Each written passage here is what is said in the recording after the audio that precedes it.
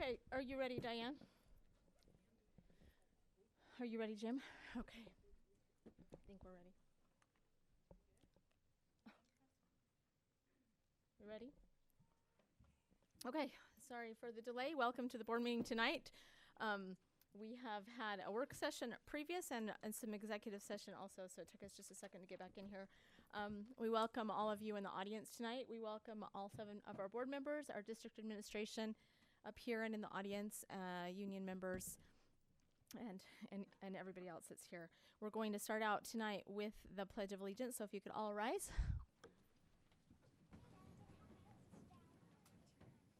I pledge allegiance to the flag of the United States of America and to the republic for which it stands, one nation under God, indivisible, with liberty and justice for all.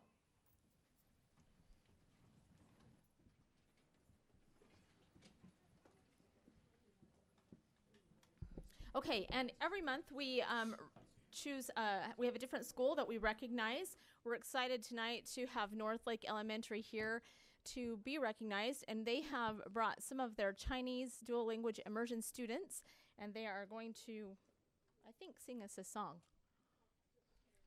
Sing us a song.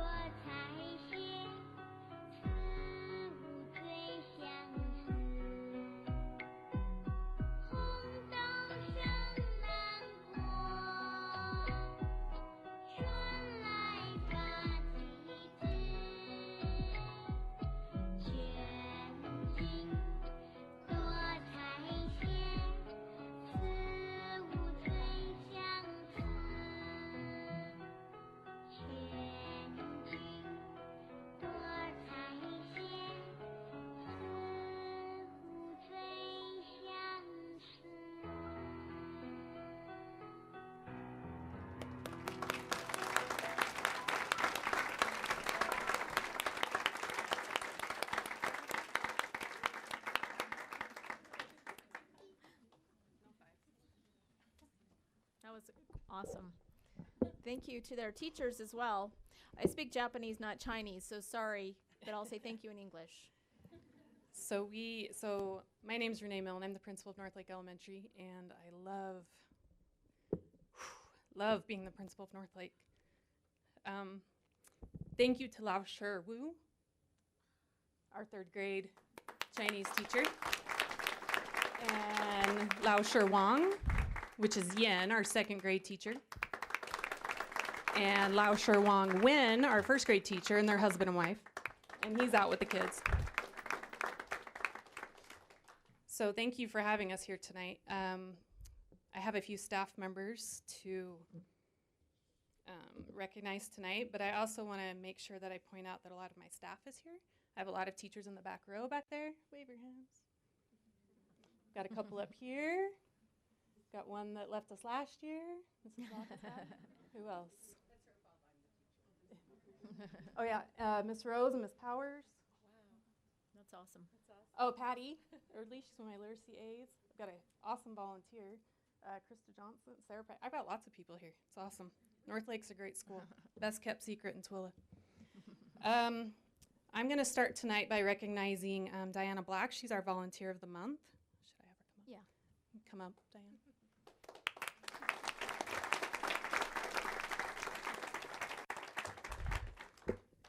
This is not tall enough. All right. It's really strong. Yeah. All right, sorry. You'll be fine. It's the tears. The tears got to me, and then I can't think now. So Diana Black is our PTA president at North Lake Elementary. She is also a guest teacher for the school district. She's amazing. She has a ton of energy. She's very positive. She did our first chalk run this year as a fundraiser, which was really fun. We have an awesome Halloween dance, kind of, and a carnival. Our shirts. I didn't tell her to. Just the staff loves everything that she does for North Lake. With that chalk run, she also partnered with Tooele County Live Fit to have them there and help us with some activities. We are just really grateful to have her at our school. Thanks.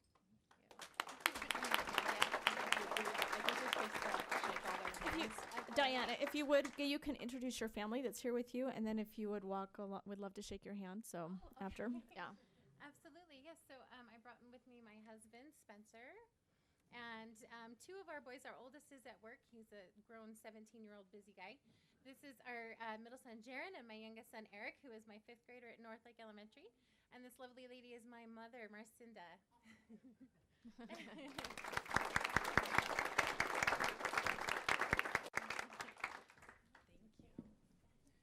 This is a gift from the Tooele Education Foundation. Dr. Dalton, is he here?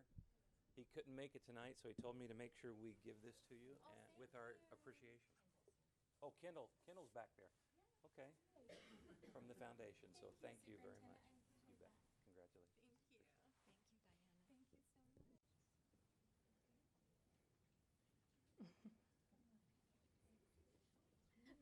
Very lucky to have you.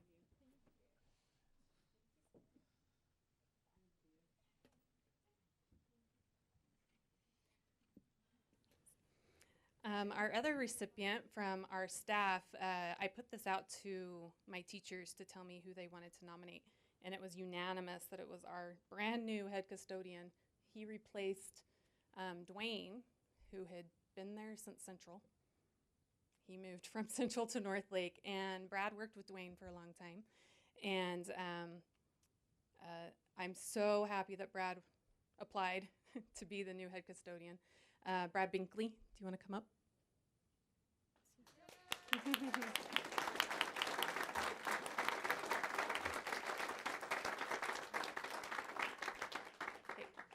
Brad's coaching right now, so he's just here for a second, and then he's going to go.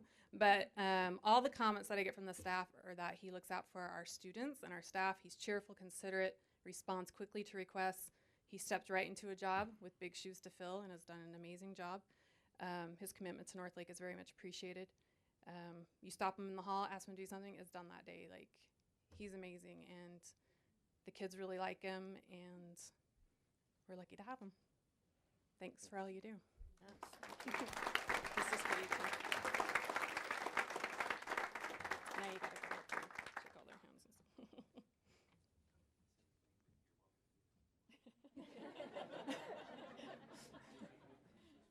From the Tooele Education Foundation.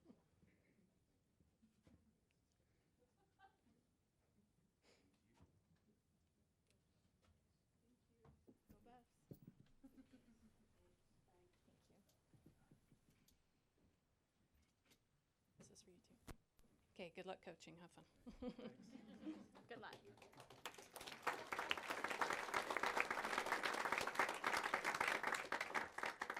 And for our student, I'm going to ask 2 of her teachers to come up and help me, Nancy Droz and Mike Lloyd. We have this exceptional 6th grade student, and she is our sunshine. I don't know what we're going to do without her next year when she goes to junior high. We've already talked about an IEP. She's not going. I guess she's going to stay a while. She'll be a super 6th grader. She is so happy. Her name is Hadley Wyatt. She's the daughter of Trisha and Jeff Wyatt. And come on up, Hadley.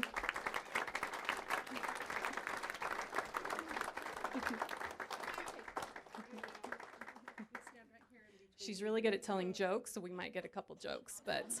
No, you won't. All right, I'm going to let Mr. Lloyd say a few words about her.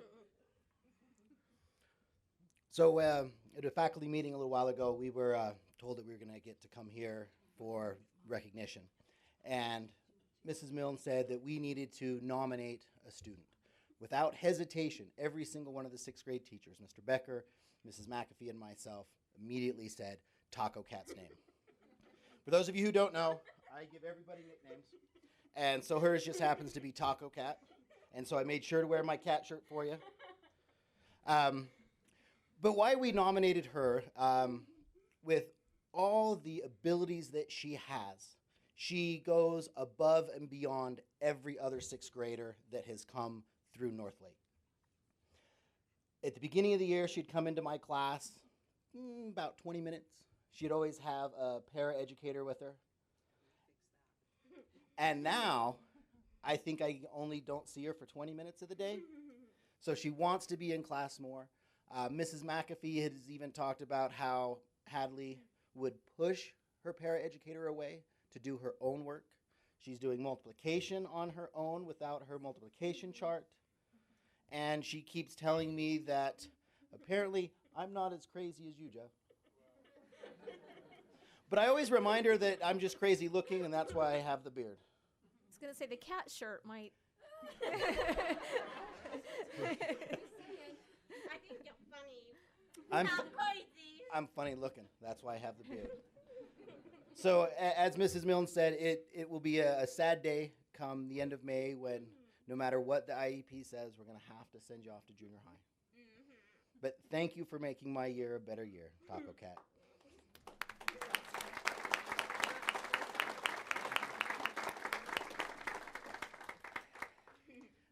I inherited Hadley from that sweet woman over there. Mrs. Locke talked me into going back and get my special ed degree, and I have not regretted it. She is my sunshine.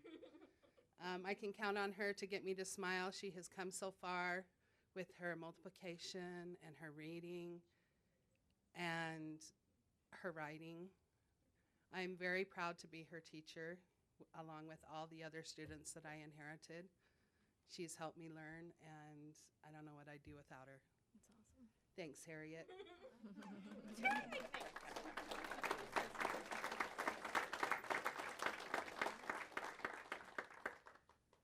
All right, so Mr. Wyatt, you need to stand up, and Trisha and the other kids. This is her family. Awesome family. She is awesome. Thanks for letting us have this time tonight.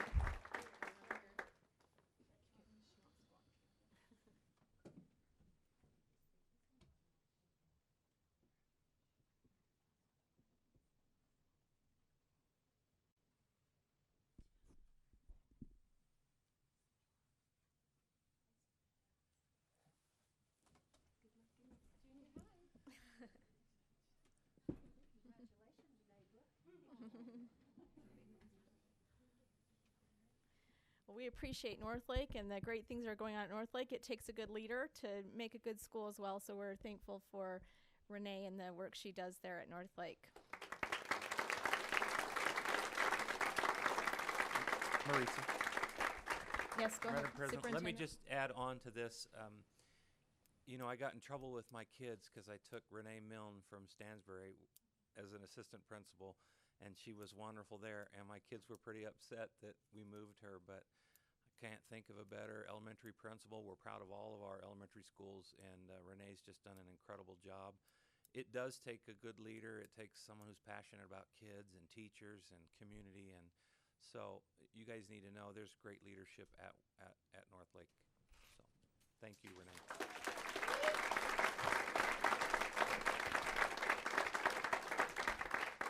And all of the crowd from Overlake is welcome to stay for the whole meeting, but we understand also if you leave. We won't. We might cry a little bit, but we won't cry a lot. Didn't we say Commissioner Milne had to stay, Yeah, though? I think Commissioner Milne has to stay as he walks out the door. I'm pretty sure he doesn't.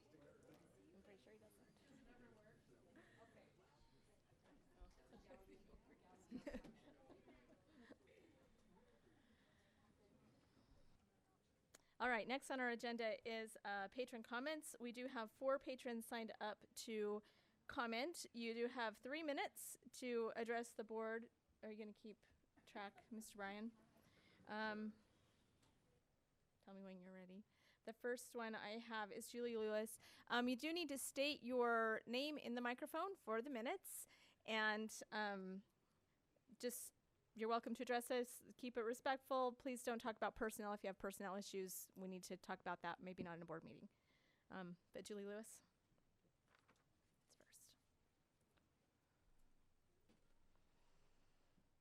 I'm Julie Lewis. I would like to propose to the board that to solve the boundary issues at Middle Canyon and Copper Canyon and Sterling, that you wait a year. I have several reasons why. Number 1, Middle Canyon can move their behavioral unit to a half-size classroom that the AmeriCorps and Star Tutoring are currently using. The AmeriCorps and Star Tutoring can use a cart and meet in the lunchroom or at a table in the hall. I have seen this done at Stansbury Park Elementary. This opens up 1 classroom, which is all we need to keep DLI at Middle Canyon next year. Number 2, Middle Canyon has 2 special ed classrooms that can be combined if necessary. This opens up another classroom for the next year. Number 3, 1 year ago, the board voted to put 50 Harris kids in Middle Canyon.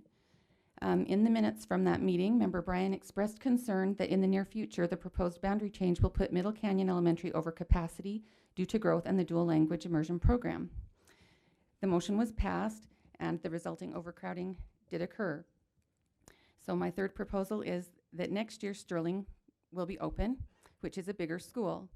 Moving the south end of Middle Canyon boundaries to Sterling would relieve Middle Canyon's population further and maintain feeder schools. In that same meeting a year ago, Member Taylor was quoted to say that nothing is forever and the boundaries have to adapt to the growing population and to schools that can accommodate additional students. Moving those students to Sterling, if necessary, would follow that and again maintain feeder schools. Number 4, waiting a year would allow another year to see the growth at Copper Canyon from the homes going up in that area. I was told at the last community council meeting that there are 500 slated to be built in the fields around Copper Canyon Elementary. That would allow the board to better able see where those numbers are going to rest and what the projected growth will be. Number 5, it allows another year to see the growth at Overlake from the homes going up there, and also could leave Middle Erta where they're at for 1 more year. Number 6, Bonneville Charter School will be open. They do have a junior high, which will put kids in Bonneville that would have gone to Clark. This gives the board a chance to see those numbers and possibly be able to adjust western boundaries of Middle Canyon and Copper Canyon to allow more kids to move from Middle to Copper and be able to change to Clark as their junior high. Number 7, it allows time to see if a bond will pass in November. If the bond passes, we could have a new junior high built in as few as 3 years. Number 8, after a year or two, if it's still crowded at Middle Canyon, we could close the boundaries with the exception of DLI students, exactly as was done for Sterling last year. I will read from the minutes. Motion 2, approve closing of out-of-boundary requests for Sterling Elementary for the 2016-17 school year, with the exception of dual language students and their siblings. This motion was passed in favor by all 7 board members. Your time is up. I propose that the board keep DLI at Middle Canyon, keep families together by waiting a year before implementing any additional changes and by taking the steps that I have mentioned here. Thanks, Julie. Tyler Jensen.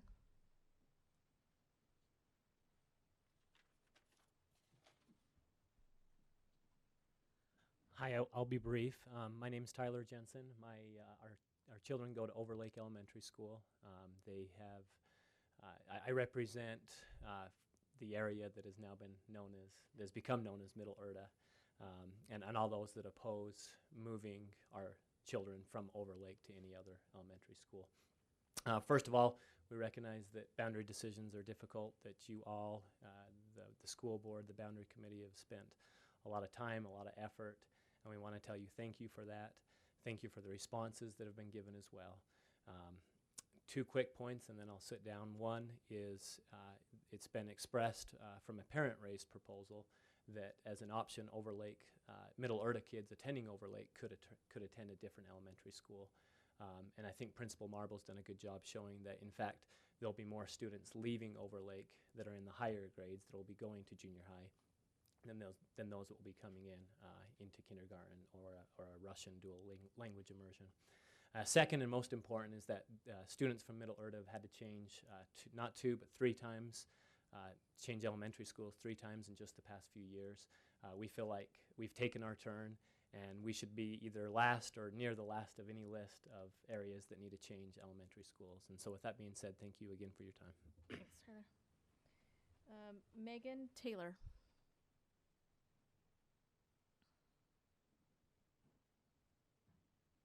My name is Megan Taylor, and I'm an 8th grade student at Grantsville Junior High School. I have come here before you today to talk about our dress code. Every dress code in every school is a little bit different, but in this changing world, it's more of an issue than ever. My goal of coming here is not to take away the dress code completely, but to change it to fit today's society. We don't want to completely take away the dress code. I believe that the dress code does some good, but I also believe that it does an awful lot of harm. One of the topics we want changed the most is skirt and short length. After researching many different dress codes across the nation, I have discovered that only about 30% of schools, including Grantsville Junior, enforce the 2-inch rule. A little over 70% of schools enforce the dangle rule. I want our district to join these schools. In my home and many of my friends' homes, the dangle rule is in place. For those who do not know, the dangle rule is that no matter if it be a pair of shorts, a skirt, or a dress, if you extend your arms down fully, you cannot touch skin. Anywhere you touch skin, it needs to be longer. By enforcing this rule, students can wear a larger variety of bottoms. In addition, by enforcing the dangle rule, it can also help with the ban against leggings. If a student chooses to wear leggings, they would have to wear a shirt, jacket, sweater, skirts, etc. that also follow the dangle rule. The other issue I'd like to discuss is hats. Having hats is a pressing issue many dress codes ban completely. Sure, it can be understandable in areas that suffer from gang activity, but why out here? What is the harm in wearing a baseball cap to school? Every day, students everywhere are being dress coded. Being the subject of a dress code violation, I can attest to the fact that being dress coded is more distracting than the clothing I am being dress coded for. I have to be pulled from class, told what I did wrong, and call home for a change of clothes. Meanwhile, I could be missing information that could be crucial for my education.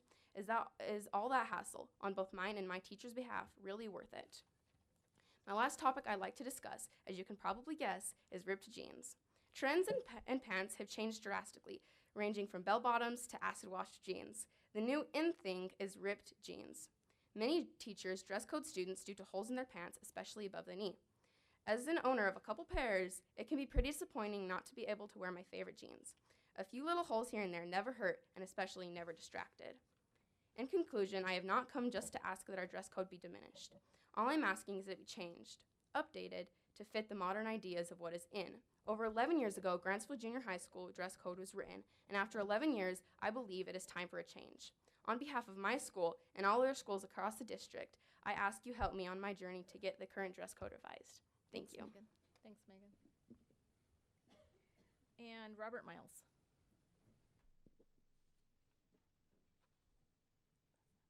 Good evening. My name is Robert Miles, and I'm a parent of a student at Middle Canyon Elementary School.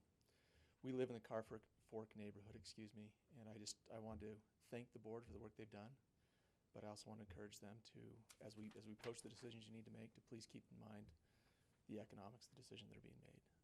In my mind, it makes no sense to bus students who walk readily today to past an elementary school to another one.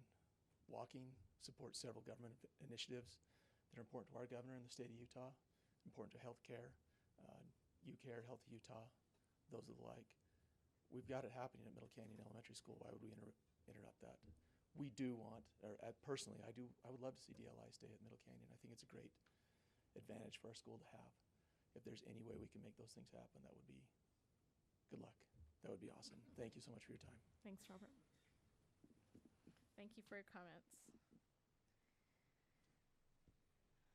Okay, next on the agenda is the consent agenda, which includes the minutes, the expenditure, revenue, and disbursement reports, personnel decisions, 150-mile contest rules surplus, and revised policy 3021 fund balance. Is there a motion in regards to the consent calendar? I move that we approve the consent calendar. Second? I'll second. It's been moved by Carol and seconded by Kathy to approve the consent agenda. Any discussion to that motion? Karen? No? Okay. All in favor? Aye. Any opposed? Motion carries. Thank you. Item 7.1, Business Administrator's Report. Mr. Reynolds. All right. Wanted to go over just a few follow-ups from the last meeting and realizing you have bigger things on your plate. But the first thing I wanted to show you was what I'd referred to earlier, and I think I saw somebody passing this around. So, but this was the analysis I wanted to show you about bringing in property taxes and state funding. And the reason I liked it, granted, these were from June 2015. The state still has not updated 2016 numbers, so this was the newest I could get on the state website as far as every district in the state. The logic behind this is, of course, to take the total revenues from local sources and from state sources, add them together, compare that to the ADM, which is what our funding is based off of, and then you can come up with the local and state amount per student or per ADM. And so my one-page synopsis there shows you that we ended up being number 33, and I wanted just to show you that as far, it's going to continue with the equity talk.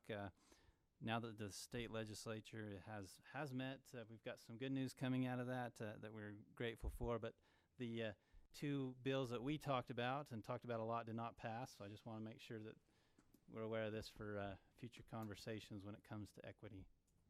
Any questions on that? Look at it. No? Okay. My time's up. Time's up. Sorry. So that's fine.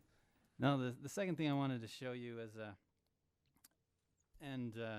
I know that it was approved, so I'll be brief here. We had a discussion about our fund balance, and I don't want to bring in. I wanted to just briefly discuss the goals that we have and the reason why. I'm trying not to stay away from what can fund balance be used for, because everybody has a great idea, whether you want to bring in salaries or you want to bring in your pet project, whatever that may be. I'm not saying that it can't be used for that. I just wanted to clarify what fund balance is. And it's clear, it's just easiest to define it if we disconnect it from cash, because it's not always cash. When the simple accounting term is when we talk about fund balance, if this were a business, we would talk about assets equals liabilities plus owner's equity. In this case, you can consider owner's equity your fund balance, because it's the similar methodology for a government or for a business. You have assets, we also have liabilities, and the net of assets minus those liabilities would be our fund balance. But realizing that fund balance is needed and why, I just wanted to show you a quick general cash flow, and this is of the fund itself. So why would our general fund need to have a reserve, need to have some money in there to pay ongoing expenses? And so what I showed here was realizing that property taxes is a good portion of our revenue. even though they are assessed as of January 1st on everybody's properties throughout the county, as you know, those aren't actually paid or due until the end of November and into December. I think it's November 30th, if I recall right. So even though those are paid to the county, we actually don't receive them. They have a time frame that they'll have them. So our big distribution, when you hear us talk, is December. And so that's why in this particular instance, I wanted to show the deposits we had on our books from July through November, because December is the month we would receive it. We usually receive it on roughly the 7th or 8th of the month is when we actually receive the cash from that, from the prior month's collections on property taxes. So given that we had 31.7 million, you can round that up to 31.8 million of deposits. I wanted to show you what our payroll was alone. And you can see that's through November, 31.145 million. We also have accounts payable, our check runs of 5.2. If you look at it from a cash flow perspective, that's a negative $4.8 million in cash flow. And that's because we just simply don't receive revenues equally throughout the year, and just as likely as we don't expend equally throughout the year. Expenditures are more equal when you look at it, but definitely not revenues. And so I just wanted to show that. As a matter of fact, you could honestly say that come that December pay period, we pay on the 5th and don't receive money till the 7th or 8th. If you want to actually look at a cash flow perspective on December 5th, after the 5th payroll, add another 3.2 million to that, and you're basically at 8 million a negative. So I just wanted to show you why having a healthy fund balance helps, and that's just our ongoing this year. You know, I'm not even bringing in the catastrophic events and other things that we hope does not happen, but it's good to be prepared for and ready. And that's why my final point was just along that is, what is an appropriate level? I mean, that's a discussion that we probably ought to have. And I just wanted you to show you where I've usually pulled that from, the GFOA's recommendation that I highlighted there in yellow, that they actually recommend a minimum of 2 months. So when I say 16 or 17%, which is roughly in that range, that's actually their minimum. And if you actually would read further, which hope you all did, they actually recommend if it drops below that, you do everything in your power to get it back up there. Now, that's not a one-size-fits-all. That's their minimum, and they would recommend that you actually look at your own individual government entity, which in this instance would be our school district, and ask ourselves, is that appropriate or not? And so that's just the ongoing discussion I wanted us to all be prepared for, why we need it, and why it's important for our future discussions. Any questions? Any questions? Thank you, Lark. No problem. Steve, West, we have our first look at some capital, a lot of projects, a lot of capital outlets. Yes, this is our first look at our capital outlay for this year. Excuse me here. I'm grateful this year. I've had some help in getting this put together. Michael Garcia has helped me a lot in getting this information together so we can get it to you. We have on our spreadsheets, we have the requests from each school, each district department and supervisors, over $14 million worth of requests for the year. We have a lot more needs out there than what we have cash or money to be able to take care of. So we've looked at them. We've done some prioritizing and taken a first look at making some recommendations on some projects. Some out there that are kind of critical in nature that we need to look at, particularly an air handling unit on the top of Stansbury Park Elementary School. We're on the last leg, and we want to be proactive and get it replaced before it's an emergency and we have to have major problems down there. So we have some real problems with some asphalt at Clark Johnson Junior High School, sub-base failure, and getting some big holes in that we need to look at replacing there. So we put together some recommendations as a starting point, as a first look on it. We've also put together a preliminary look at a budget for next year. Priorities of our district-wide budgets. We've put together a priority sheet, and we've not got that complete yet with this being the first look. We still have to fine-tune the priorities, but we'll have those priorities as to how we would spend those district-wide budgets this year. So we're open for comments of which direction would you like us to see? I have a comment, a personal comment. it's very thorough. I always appreciate that there are pictures and, you know, the requests. It's a great format. So thank you for that, and thank you for your helpers for doing that. And I don't think we should ever put off critical needs or safety issues, of course. But just keep in mind, maybe as you're looking at it, we have not discussed a bond, of course. At all, you know, for this year. We haven't discussed a bond at all. But knowing that in the future, the next couple of years, we will probably at least be discussing that. You know, if there are things that we need to wait and put on a bond, We will you know, do that. keep that in mind, that Yes. that it, you know, it will be coming up. That's the only comment I had. Anybody else? Yeah. I just second what Marisa said, particularly along the lines of some of those higher dollar items. And I don't know when that threshold is. And again, I think it comes around safety, and you know, that's a different conversation, and also just reasonable expectations. You know, air handler is a big deal. You know, I understand that. As I look through the list, some of them are relatively inexpensive and probably make a big difference in a school environment. You know, painting Right. doors, for instance, it makes sense to me. One particular one, and Karen and Alan, don't shoot me, but I did catch my attention, is the suggestion that we spend, you know, $50,000 on a marquee at Grantsville High School. It seems maybe that's not in the emergent need category, and it's a lot of money. Correct. And could we knock off some of these other, you know, spread that wealth around a little bit and use that during some of those other bonding things?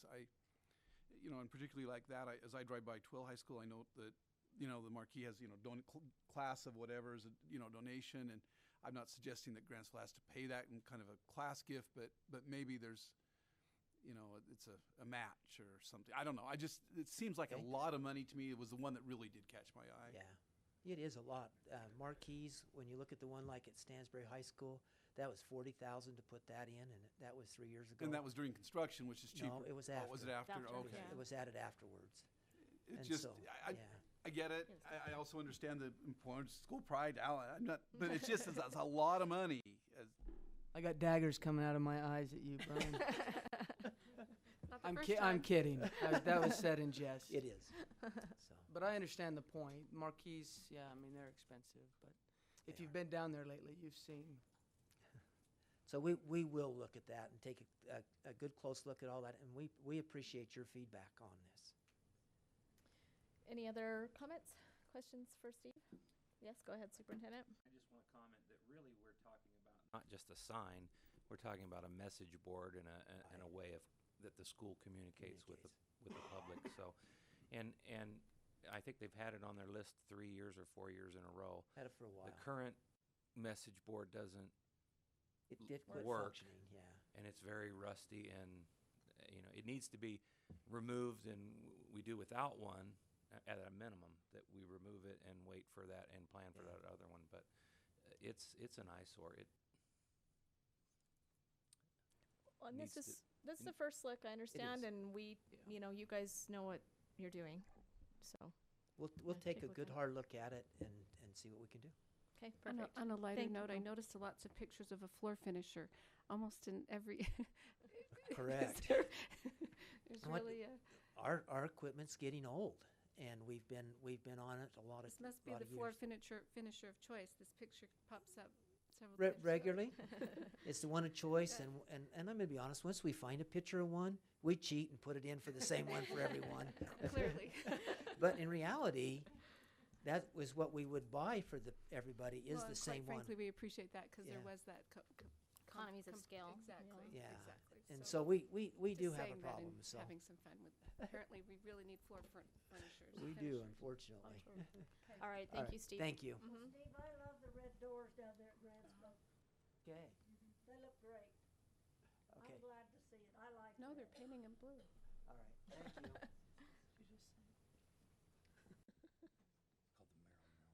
All right. Action items 8.1, school area boundary changes 2017-18.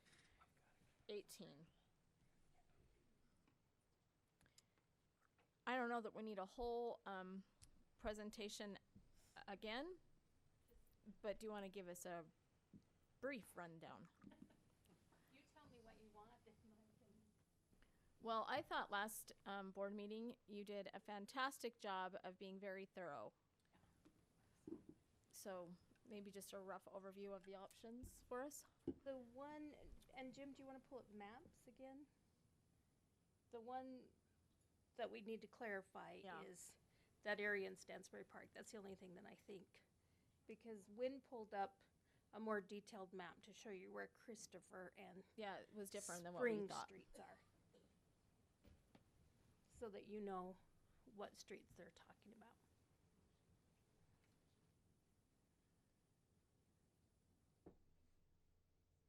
So Wynn, do you want to show them on the map? This road right here is Christopher Street. This is Spring coming up here. This is Bay Shore. Of course, Schooner and coming down the Delgado. But Christopher's running this way. So you're talking about Christopher. It's not the new one coming in. It's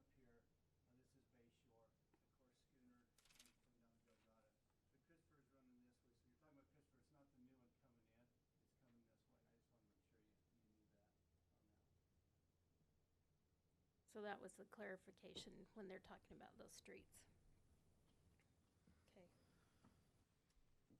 And so one of the things is each area was separate. So like you mentioned before, option A for Stansbury Park is different than option A for Sterling Middle Canyon area. So is there anything else that I need to talk to you about? Questions? You both have. Yeah. I just think as a point, I recognize there was a few faces that were here at 6 o'clock and many that weren't. 5 o'clock. 5 o'clock. It's been a long day. Some, including some board members. Ouch. No kidding. The daggers are back. Go ahead.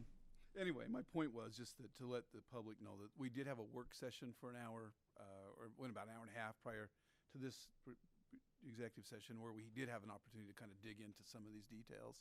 So I just want to make sure everybody understands that this is not, we've had some prior discussion today on this. Many so that's why. Yeah, which is why we're clarifying some of the. And where the points of streets and stuff, you may wonder where that came from. I just want to make sure everybody's on the same page. So actually, I mean, the only thing I can maybe tell again is the committee spent a lot of time looking at as many options as we could come up with. We took everybody's idea, we looked at them, considered them. We came up with what we thought were the best 3 ideas that address some of the concerns from our community, from the feedback that we received from them. We looked at all of the options, judging them on capacity, neighborhood proximity, making sure that our feeder schools were still in there, safety of students, and so those were the options that we presented. If you want to look at the maps again, does that help? What's the best thing at this point? Maybe just a quick overview of each of the maps. Okay. So this is option A in Stansbury Park. What this one does is use the border of the lake and the highway to divide where Old Mill would be. The blue is Rose Springs and the green is Stansbury Park. The gray is Middle Erta. And option A has Middle Erta going to? Overlake.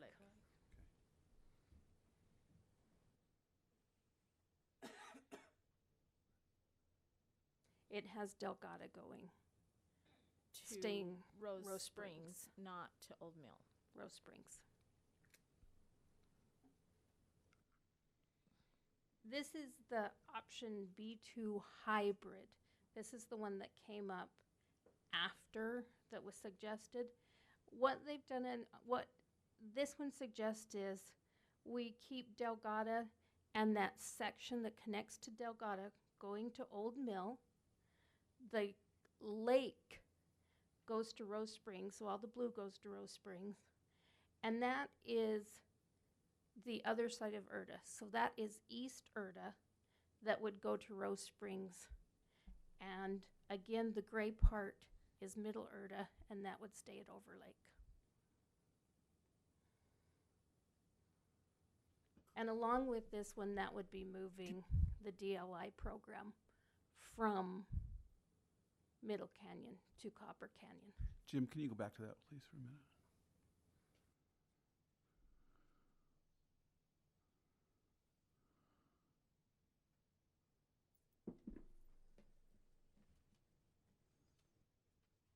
Thank you.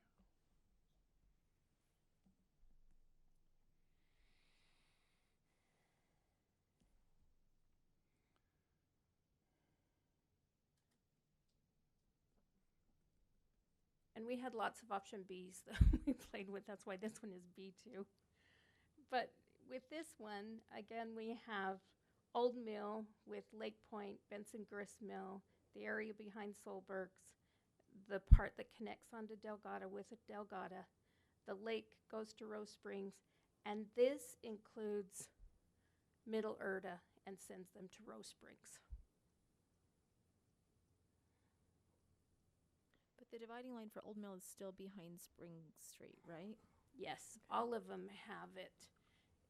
Just because of that was the last street in there, and so when the boundary committee said, this is where the building ends, so we connected it to that section. So that again has Christopher and Spring Street. They've not been divided out. They've always been kept there in that one section. Stansbury. This one, they go to Old Mill. Orange is Old Mill.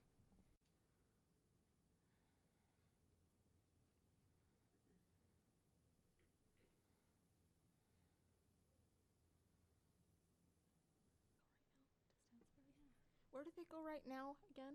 To Stansbury. To Stansbury, right? Part of them. Okay. That's why. Yeah, it's still. Yeah, Because got it. what happened is the last time we drew boundaries, those streets didn't exist. Yeah. And so as they were built, they just went to Stansbury. Those are new streets.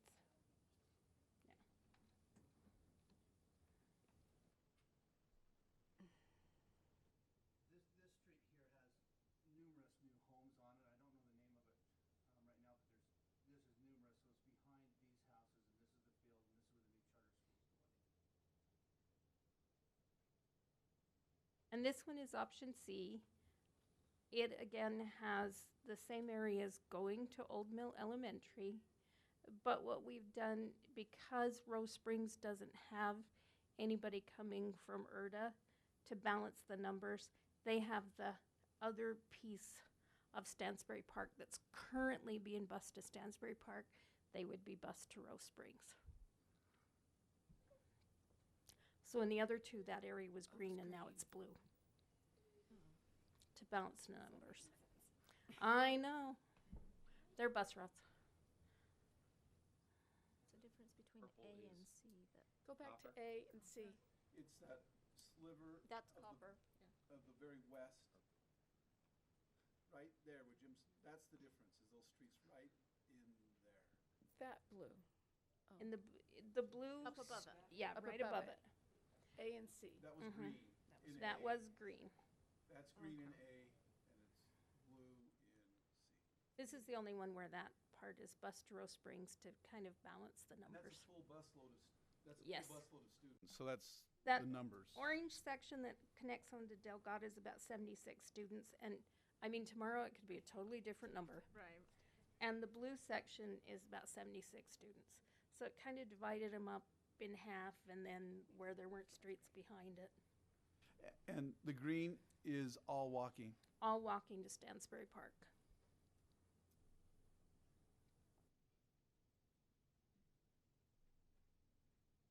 Stansbury Park becomes a walking school. And they really don't I mean, they have the curve in the front for buses that kids trying to run in front of. Scary.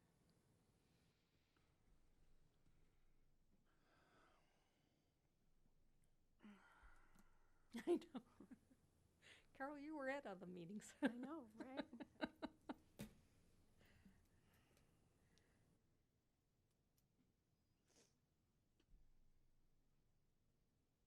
Okay. Do you want to look at Middle Canyon? Okay, so.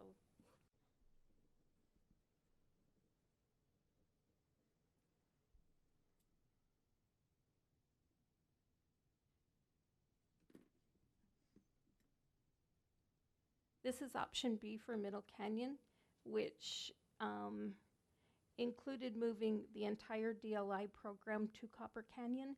And then that little green triangle over there is the section behind Walmart that is currently being bused to Copper Canyon. And this proposal was to bus those kids. This is, you said option B. Is this, but is this? I need clarity. Option B, yep. B. Okay. Which messed with the feeder schools. Walmart To Copper. area to Copper. Middle Canyon. middle. The whole And DLI, to Copper Canyon. It's option A. A is no boundary changes. Option A is no boundary changes.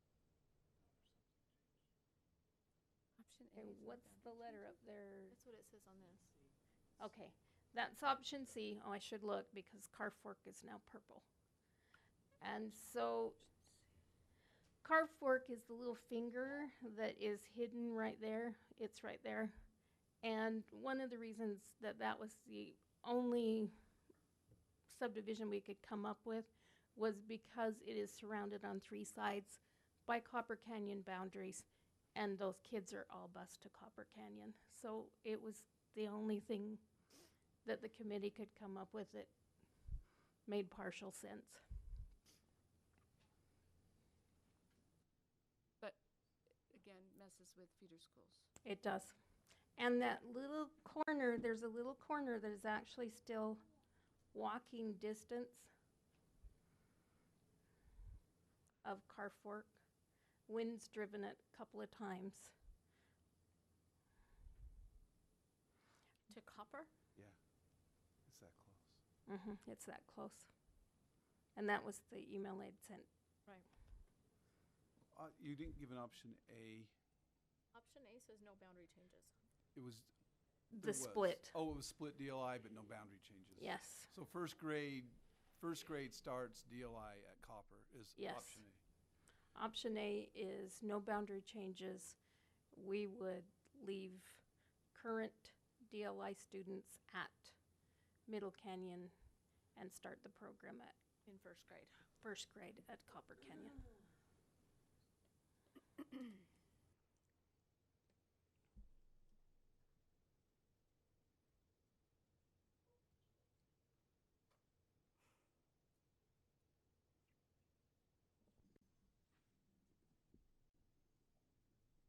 Okay. Let's Carol. I'm not sure if this is going to make sense. Trying. I'm going to make a motion that we have a new hybrid. And basically that is waiting a year, not moving, just let things just settle with charters and leave the DLI program at Middle Canyon. And I should say beforehand, I think that if we do that, it needs to be really clear and that everybody needs to be on notice that if it doesn't work, that we may not have any options. Then it will be moving the program next year to Copper. Is that part of your motion? Yes. Okay.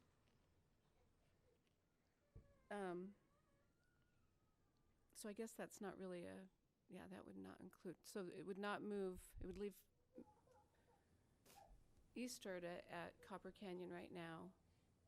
I would move that we keep, or move the behavior unit at Middle to Copper, and that we would close,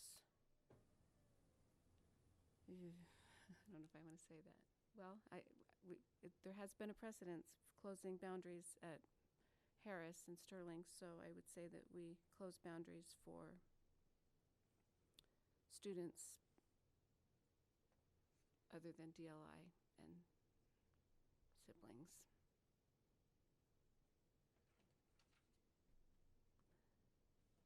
Did I cover everything?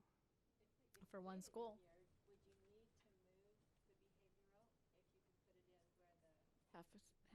That's a good point. Leave it. I mean, if you're going to wait, why are you moving that Turn way? on your microphone. It was on. Carol, I don't want to see us move the Let Julie remedial. finish. Let Okay. Julie finish. So I'm just saying, would we need to move that if we could move the, what room are you calling that right now? The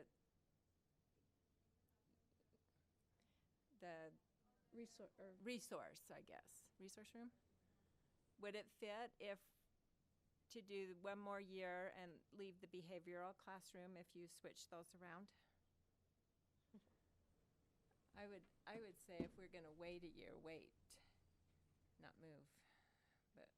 I oppose your moving motion. the behavioral Yes, it's your or motion. resource I'm unit, just- simply because the extra work that goes with it, they shouldn't have to have two of them in there if they could still keep it at Middle Canyon. Excuse me, so for clarification, Mrs. Sagers, was there a classroom then?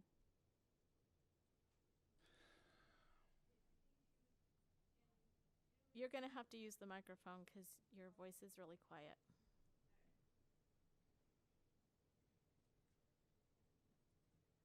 I think you're talking about Julie's proposal where the behavior classroom could go in the AmeriCorps tutoring room.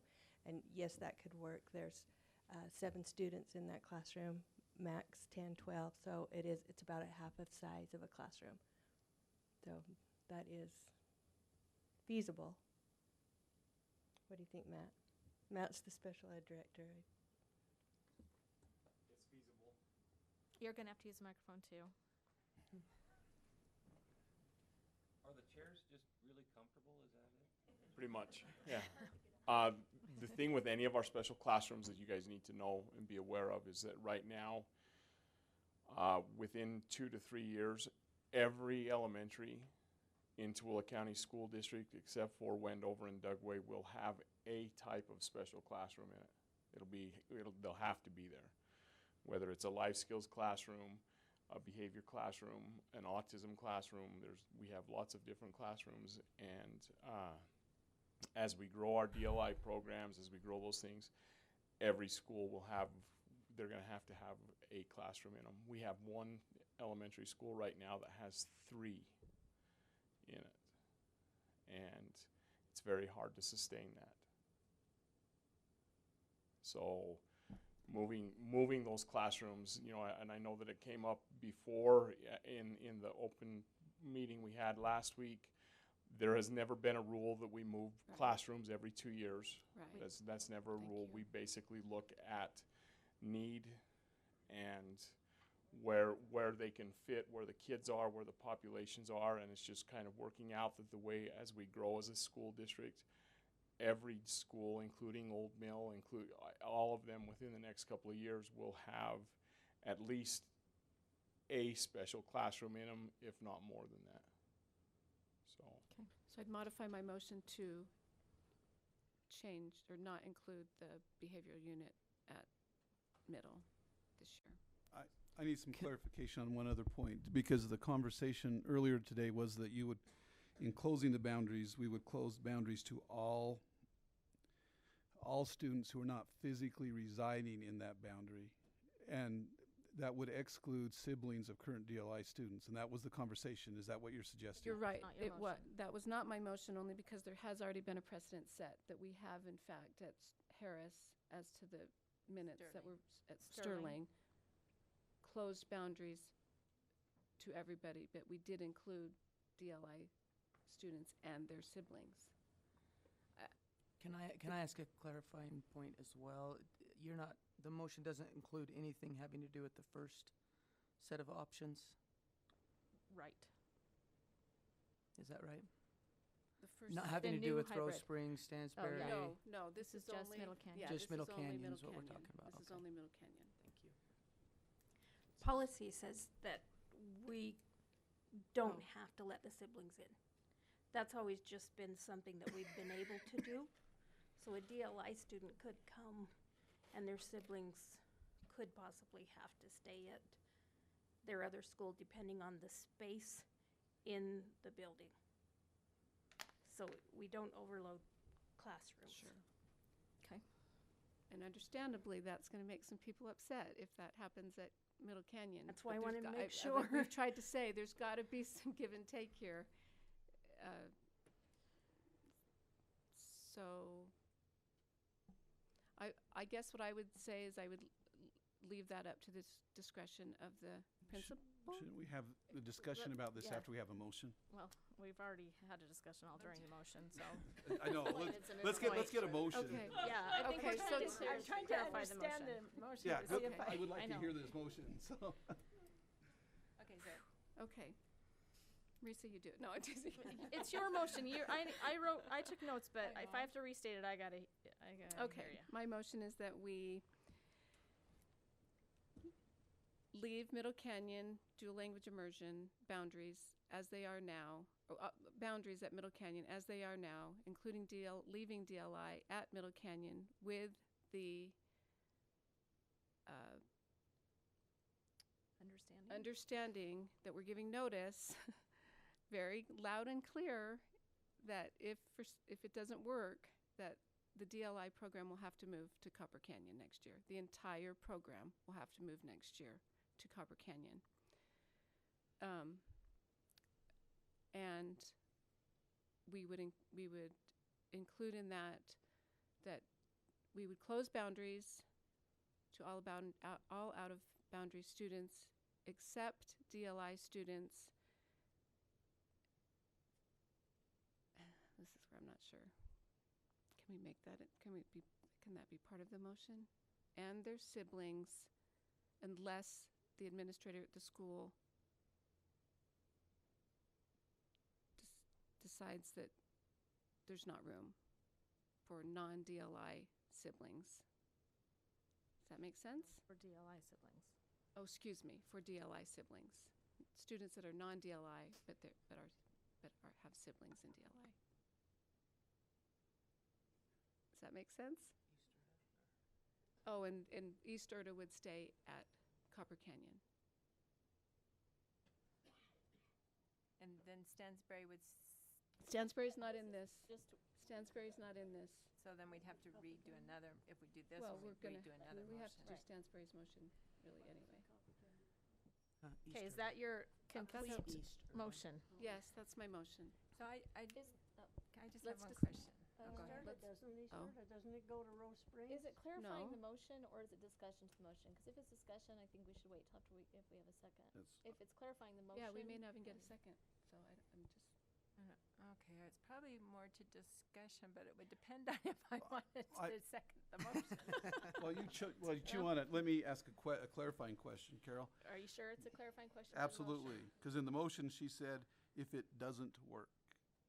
I think that's a very broad brush. that's kind of my I need thing you to define for me, what is it- doesn't work mean? If there isn't another room for the next year, that was Okay, my I think question. that's clear. I think Okay.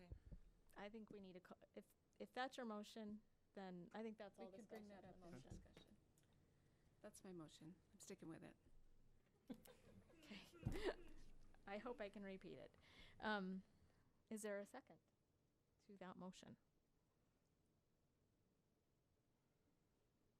Cricket? I'll second it. Okay, it's been moved by Carol and seconded by Alan to wait a year, leaving DLI at Middle Canyon, with the understanding that if it doesn't work next year, the whole DLI program moves to Copper Canyon, leaving East Erta at Copper Canyon, closing the boundaries for students other than DLI and siblings, unless the administrator at the school decides there isn't room for the siblings. Is that your motion? Did I restate it correctly? Sure. Yes. Did it sound good? Sound like what she said? Okay. Now, the discussion to the motion. I Julie still would and like Scott. to know. I still like to know what doesn't work means. And I would like to know, so this year we wait and we use the one classroom, but next year we need another classroom. Yeah, see, that's where I'm kind of stuck, is I really want to keep it at Middle Canyon, and I really like where this is going, except for that in 1 year, then we're out of classrooms again. And we need 3 more years. They're in third year. So we need 3 more years of classrooms. That's my only unless people decided to move out or to go to another school just because it was getting so crowded that we're out of boundary or something. Yeah, but which we don't. Yeah. Okay, so clarify if it doesn't work for us. That's the question on the table. That's a tough one. I would say classroom space would be the guiding factor. If it, I don't want. Here's the thing: I'm not going to throw somebody under the bus just to make space at Middle Canyon. Any neighborhood, or to throw them under the bus to make room. So the question is, we know the number of classrooms there. I mean, that's a known quantity. We know that today. We know that next year there will be a 5th grade, so we need another classroom. So, well, next year, 4th grade. But I'm saying the year following. After that, we need a 5th. So, by your motion, you've defined already it won't work in a year. So therefore, the motion was implying that you're moving the whole program to Copper in 18. And if we closed, excuse me, and I didn't mean to interrupt you, but if we closed enrollment for only DLI boundary student kindergartners, that would solve that problem, because you're only including boundary DLI students. That's not what you said in your motion. Right. But you're asking for clarification. Right, but that's not what you included in your motion. You included even out of boundary DLI students. I'm just saying the following year. For the following year. Okay. That's my clarification. So it's an option to close boundaries. It's an option, so we'll still close. So this next year we wouldn't, but the following year when there's a 5th grade, you're saying close the boundaries to all but DLI? Because you yourself mentioned, Scott, that could have been possibly an option this year. If let me be really clear, it has to close to all non-boundary, including DLI siblings. This year works. And the reason that works is because it removes the need. Those students, the English-speaking students that are in the school today, are going to go to 1st grade at Middle Canyon next year, right? In the fall, they're going to go there. If we limit that, if DLI is only pulling from those students who are already in that school, we are not adding classroom space. We already have that. Therefore, there is no need to move behavioral units, and moving forward every year thereafter, we're not adding students, but it requires closing. But there'd be no DLI out of boundary They have to live physically in that geographical area, and then it works. But because of the sibling problem, not a problem, but as those siblings come in, you're growing the numbers artificially. Whereas if you keep to the physical geographic boundaries, it does work. And that's why I was asking that clarifying question is, it works. Absolutely, it works. If we close the boundaries to the physical geography of that school boundary and no DLI siblings, then that motion works. Okay. Do you want to speak to that? But if it works this year, if it would work this year, and we are acquiring a classroom, then why would the same concept not work next year? She's just saying to wait a year. Because of what we just heard about. Right? Because of those, you're right, except that what we just heard was where every school in the district in the next 2 years is going to need some type of behavioral classroom. And at the point you've removed them this year, where are you We're not removing them this year. No, we're not taking them out. She said that she took that out of the motion. They said that they have room this year Not moving it. to not move the behavioral unit. Can combine the. And they combine them. But that means, so effectively, As long as we don't let the siblings of the out-of-bounds students come in, we just maintain the ones that are already in the program, it'll work. But you can't bring all the siblings in from those that are out of bounds. Okay, but that is not her motion. that's not her I know motion. it's But not her motion, I agree but with you you, Kathy. This understand what year, I'm it's not saying? our motion. Yeah. It might turn into the motion. Right. That's right. So my concern with this motion is we're, in a sense, we're kicking the can down the road. And we're just saying, we'll figure that out next year when. there's a lot of unknowns. There's a lot of anxiety amongst our students and not knowing where they're going to go. We've heard that echoed really strongly in emails. Putting that off another year when we know the numbers, particularly in that area, simply delays the inevitable. If we're going to close the boundaries to DLI siblings, as you suggested may well happen, that's not what I heard from DLI parents in the public meeting. What I heard and what we talked about earlier today was it would be better to bring the whole program to a different school than to start to fracture families. That's what I heard. And I think that's kind of the consensus the board said they heard during the public, if a second choice was required. And so we're going to be splitting those families next year, not this year. Possibly. But we don't, again, that's an unknown because as things shake out and charter schools open, I don't know. I wish there was a, pulling a rabbit out of a hat here. I get it, but I guess that's what I'm. If they're on notice now, and I get that it's not going to be any more popular in a year, but at least we've given it a chance. At least we tried, and I personally feel that we would be better. It will be better received, and that they have that understanding that they tried, and we gave it a fighting chance, and if it worked, great, and if it doesn't. So this year, tell me what you're doing with boundaries for Middle Canyon. You're not Leaving closing them. them. Leaving them the same. Just the same. Okay. But closing them to students other than DLI and siblings. Right? Is the motion. The challenge, the other challenge that Joanne points out with that, and I think it's very real, is the conversation about childcare. So and no offense, excuse me. Okay, no comments from the audience, but thank you. In all due respect, Scott, and I get that, and you made a really valid argument, but we have set a precedence. We did that at Sterling, did we not? And we closed their boundaries. So we didn't. We did. We just read the minutes. Yeah. We moved boundaries. But we also closed it out of boundaries. And we have done it during at the Stansbury. During the Construction. construction. And we did During it at construction, Stansbury. but this is a long-term. There This has is a been long a precedence right. set. It's a long-term solution. If this decision is made, what I would do is meet with Jerry. We'd look at the number of kindergarten students she has now, figure out how, because we can take less Spanish people from out of boundary to keep from needing a classroom every year, which doesn't help people who want to get into the Spanish Portuguese program. will be at. But there are other options for people. Portuguese will be at It Rose effectively Springs. splits the.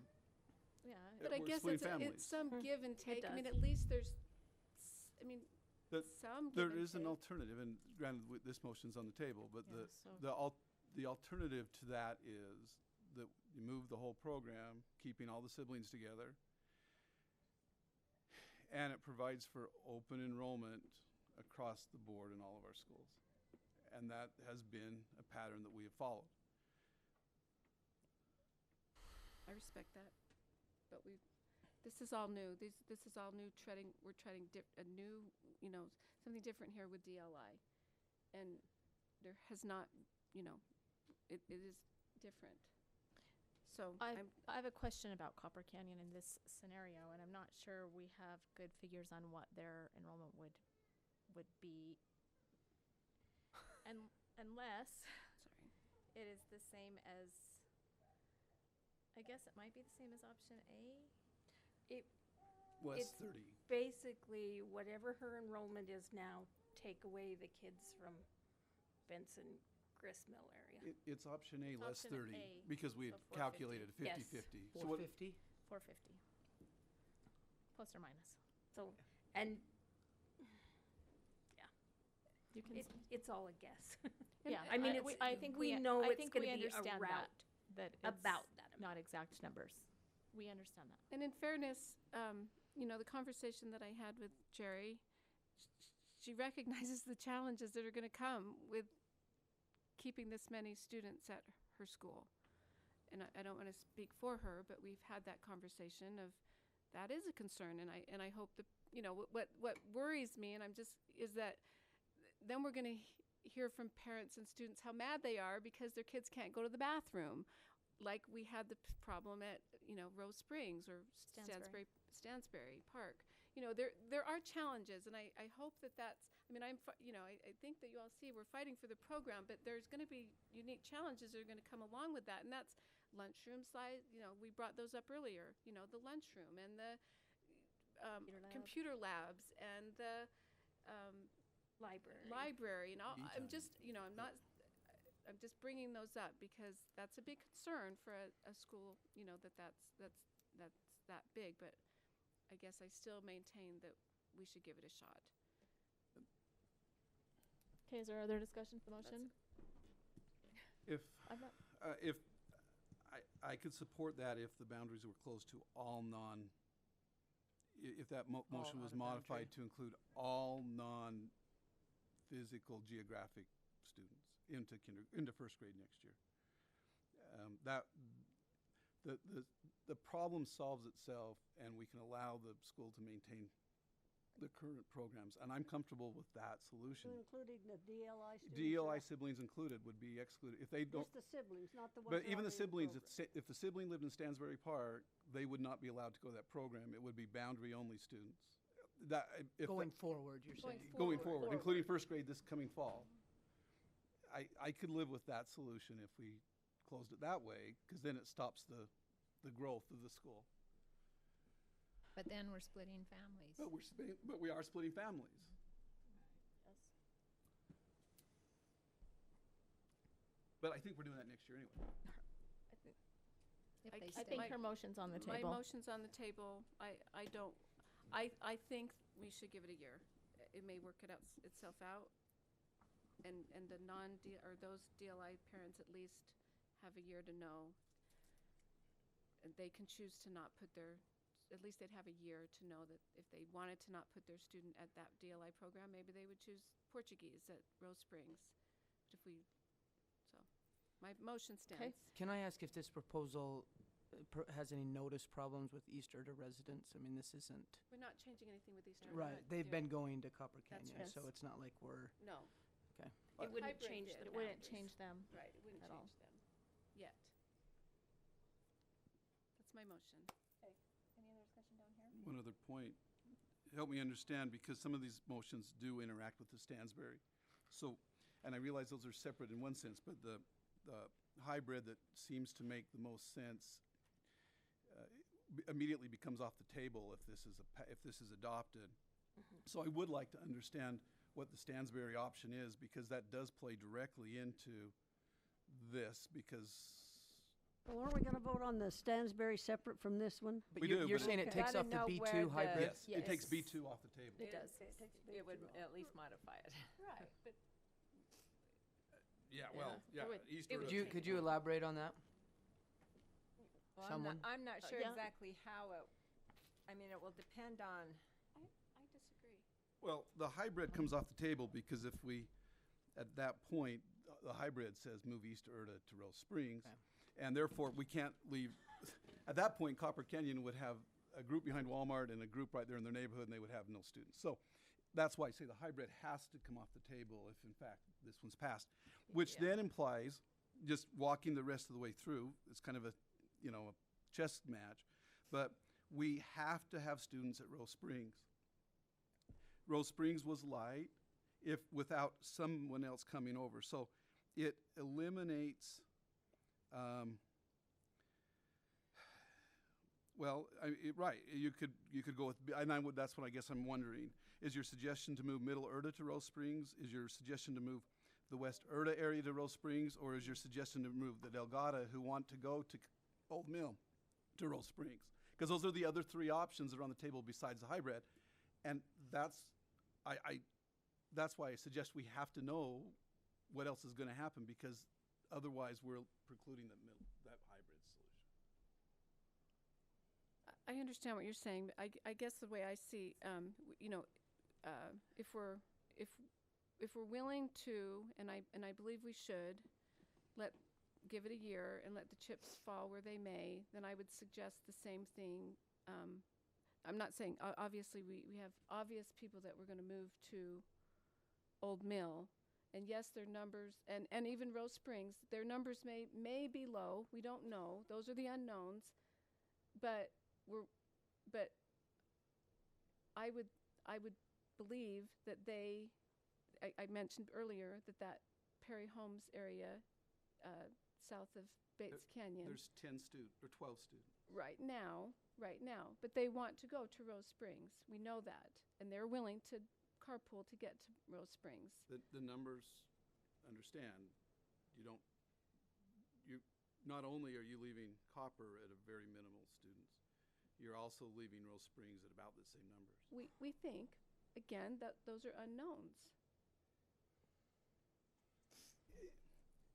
We at some point, I love the quote of Kathy when she said, "Why do we build schools if we're not going to move students to them?" And at some point, we're going to have to move in light, take our best guess at what we know, and it may not be perfect, but we have to have a plan. And to simply say, we'll move a few students from the current Copper kids that are coming out of the Old Mill area, and Joanne, that number seems like it was about 300, a little less than 300. 220. And we're going to move those students to Old Mill, but we're not going to change any other boundaries. We're sitting and waiting. I didn't say that, Scott. There are other proposals and out so there I've for asked you Stansbury. specifically There which ones are you proposals out there for suggesting? Stansbury that are not your hybrid. No. So how many kids are in Easterda that would be staying in Copper Canyon and Carroll's? How many students is I that? think we thought 80. 86. 87. Right. I mean, before hybrid B, there was a Stansbury option. Exactly, and that's what I'm asking, which one are you supporting? And it didn't include Middle Canyon.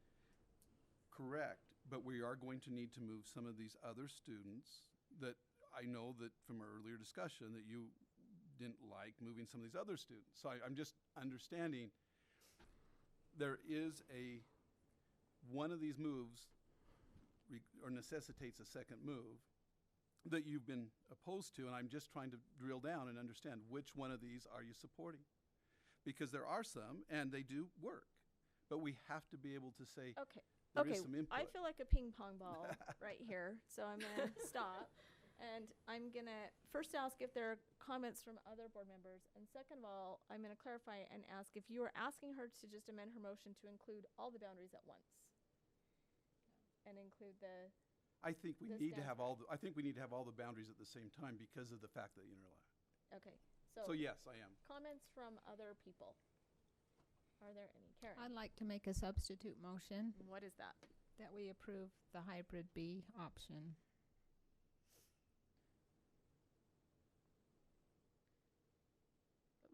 And I will second that motion. Okay.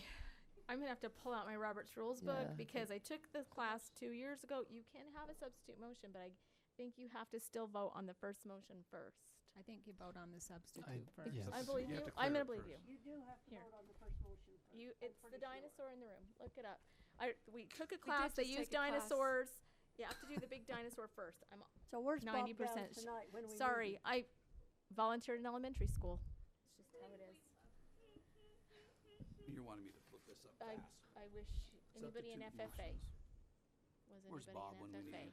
Where is Bob? Well, Scott's looking at Yeah. that. I was just going to point out, I mean, I understand Scott's point about the effect of the motion on what we want to do with Stansbury, but I don't think that it's required. Like, I think Carol's motion can stand on its own, and then if it passes, then you deal with it and adopt a proposal that's consistent with the motion that passed. But I don't think it's required that we join a Stansbury proposal with the pending motion. That's my only comment.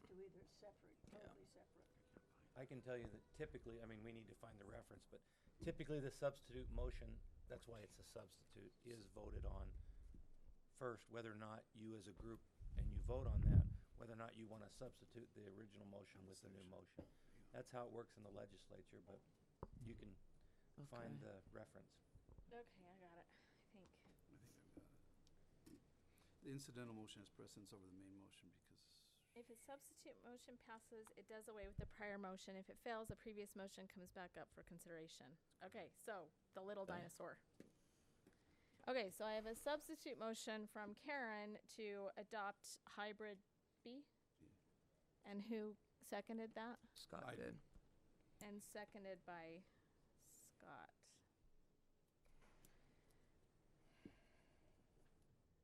Okay, discussion to that motion, to that substitute motion. I'm gonna Will you read the substitute motion, just one? Hybrid B. B2, right? B2. B2 is what it was. Yes, you are right. B2 That's hybrid. moving the DLI to Copper Canyon and Moving East Erta to Rose Springs. And Middle Erta stays at Overlake, and Delgado goes to Old Mill. And West Did- and did I- West Stansbury, for lack of a better term, goes to Old Mill. Road to Stansbury. Stays at Stansbury where they're currently. to Stansbury. And Middle Erta goes to. And it provides a nice balance in enrollments. Provides a nice balance in enrollment. Is that your okay? So I think that one's more permanent Making for a the substitute motion. DLI, keeping that together, but, oh, gosh. I What like did you the say, middle- Julia? Sorry. I said, I think the hybrid keeps the DLI more permanent together, but I really feel for Middle Canyon's culture and everything that's gone on there, so I'm totally torn. That's my comment. I am too. Go. This, Yes, Alan. This would resolve all issues. We wouldn't need a follow-up motion, right? That's correct. The- Are you going to say something, Kathy? Or are you just looking No, at I'm me just like you? thinking and Okay.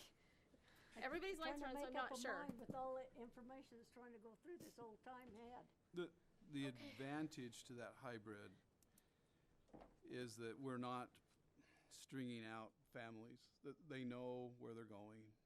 And instead of, a year by year basis, They're willing to do because I guess while I asked for the clarifying question on doesn't work, I don't see a way in the world by what that definition of work is that it would work. Short of closing boundaries, which the other board members were not open to. So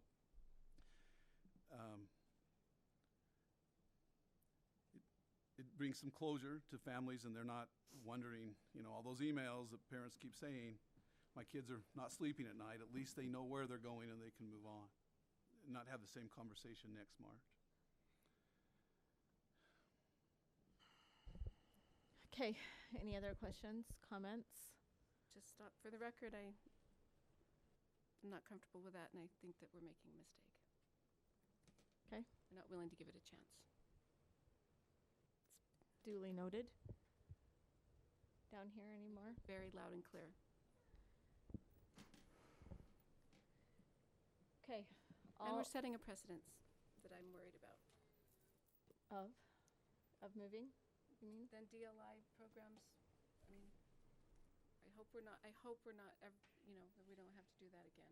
I just think it's wrong. I think it's wrong to, it should be a priority. Not that everybody shouldn't be a priority, but we made the decision to bring the DLI program there. Should try to make it work. And if they understand that they have a year, at least they know we gave it a chance. Madam President, I Yes. call the question. Okay. All in favor of substitute motion hybrid B2, which was made by Karen, seconded by Scott, say aye. Aye.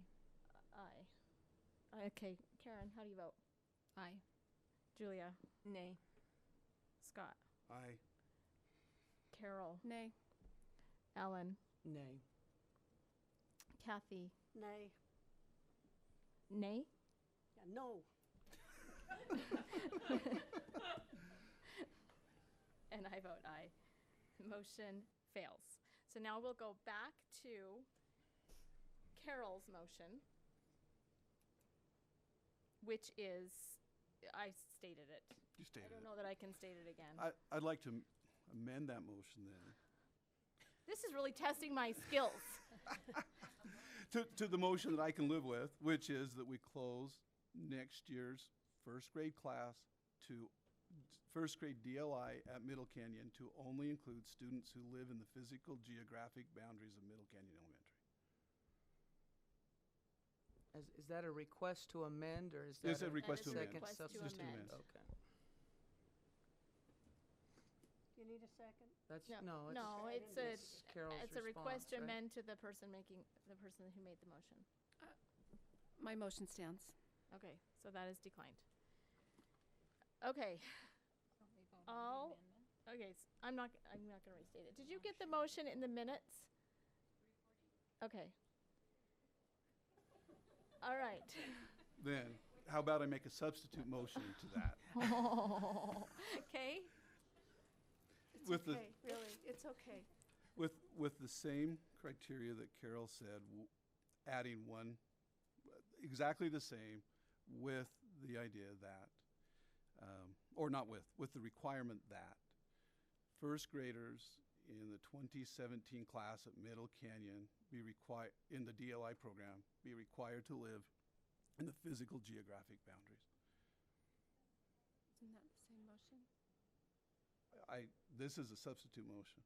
It's the same motion. No, it's not. No, Because because he's he's saying closing he's the closed boundaries, the boundaries. so it'll split families So if no they've already DLI got siblings. a DLI out The of boundaries would be in closed. there. The boundaries will be closed to only physical geographic boundaries. Because you had said with the exception of DLI and siblings, right? That's what Carol had said. That's Right. what's Carol's. And that's what he's amending. Or Or that's what he's substituting. And this preserves the program at Middle. It solves the classroom problem and allows that school to continue with even those other programs that we are expecting all of our schools to have. Okay, is there a second to that? I'll second it. Okay, substitute motion by Scott and second by Kathy to keep Carol's motion, with the exception of the boundary change, and it would be to close boundaries from 2017-18 on just to the geographical school boundaries. Correct? Is that right? To DLI, yeah. Yeah. Did you catch that? Well, no. Did I not say it right? Say it again. Sorry. Okay.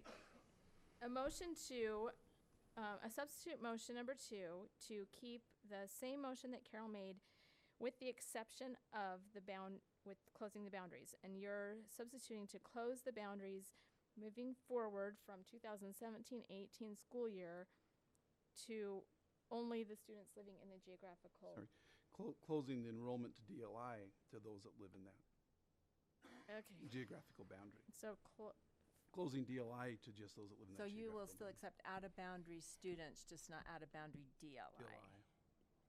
You just, no, that's not right. So closing DLI, okay, closing DLI enrollment to out of boundary.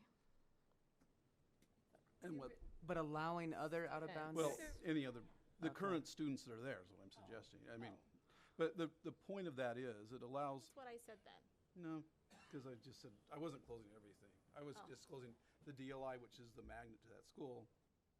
And what it does is it preserves the need, or lessens the need for additional classrooms. It allows the program to remain at the school without needing to add additional classrooms. But wouldn't closing the boundaries to all out-of-boundary students do that even more effectively? DLI is the magnet to it. That's, Part of my Okay. motion was closing it. But not to, but yours was to You were close it allowing to everybody siblings. but Of DLI. the DLI, right? Yours was siblings and the And he's saying DLI. closing it or to the- DLI, but not Closing it everybody else. only to DLI. But no, yeah. so. I think I got it. I mean, if that's more palatable, if you want to close it all. Well, I just thought that's what you had proposed, but you were, I was looking for at lack the of a DLI better word, program. you were singling out. I'm looking at the Because DLI DLI program is in the what room. pulls in the out-of-boundary students. But what it preserves is those other concerns that there is a legitimate need for those students who have those childcare issues that are going from they're staying in neighborhoods and those kind of things that really do impact. And so I'm trying to help preserve that rest of that school. Oh, go Well, ahead. I was just, can I ask, I Joanne? mean, do you, I don't want to invite you to disagree with Board Member Bryan, but do you agree that that proposal would provide a more permanent fix than kind of a one-year Band-Aid?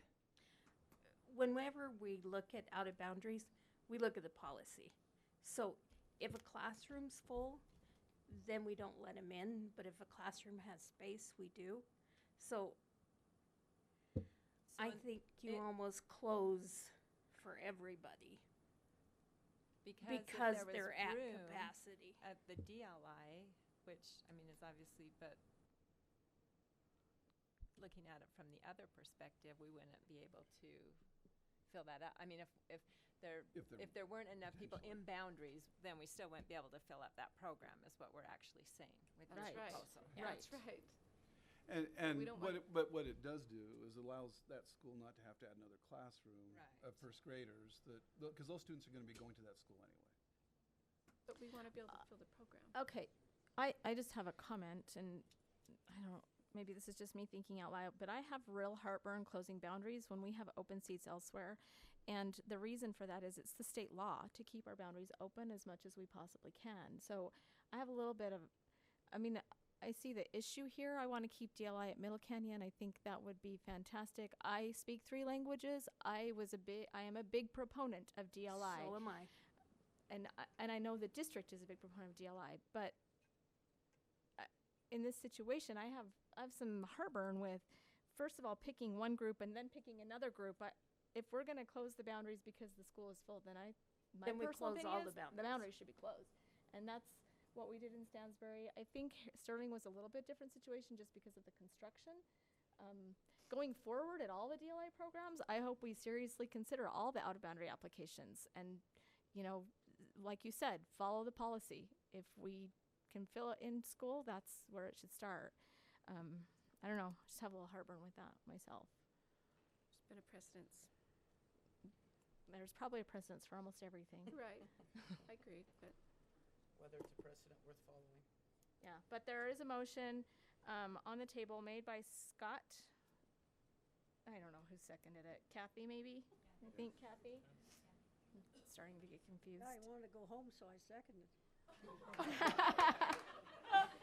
We still have a lot of stuff. This is the first action item. I know, this is only the first action. Debate. Okay. Can So, I ask another question? I guess. Sorry. If we did the 1 year, would that require basically the exact same process that we just went through? Yes. In terms of boundary committee? Well, maybe review? not a boundary committee, but a public hearing and It would the require a works, public yes. hearing. But in Yeah. terms of the behind-the-scenes work, do you feel like 'Cause I think we could still we use have the a knowledge lot of base? what we have already accomplished. We would just have to tweak. But we'd still have the to hold a numbers. public hearing and listen to Absolutely, angry that's the parents policy. and- Joanne, make a recommendation what she thinks is best. I think that is unfair to Joanne. I was on the 100% committee. unfair This to part's Joanne. yours. And yeah, and she did a great job with the committee, and I'm a big fan of committees myself. I think they do a lot of work, so.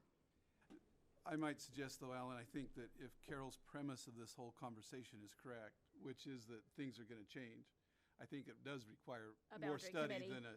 than a simple public hearing. Yeah. If the premise is that things are going to change so dramatically, effectively means, yes, the whole process starts over again. I don't know how you could not start over again. Yeah, good point. yeah. But we'll know, but we'll have better information next year because of the charters. Maybe. Maybe. I get it. Superintendent, you've been awfully quiet during this discussion.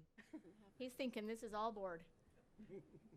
You don't want to touch it with a 10-foot pole. That's correct. No, the good news is that we're not in a declining enrollment district. We're in a increasing enrollment district.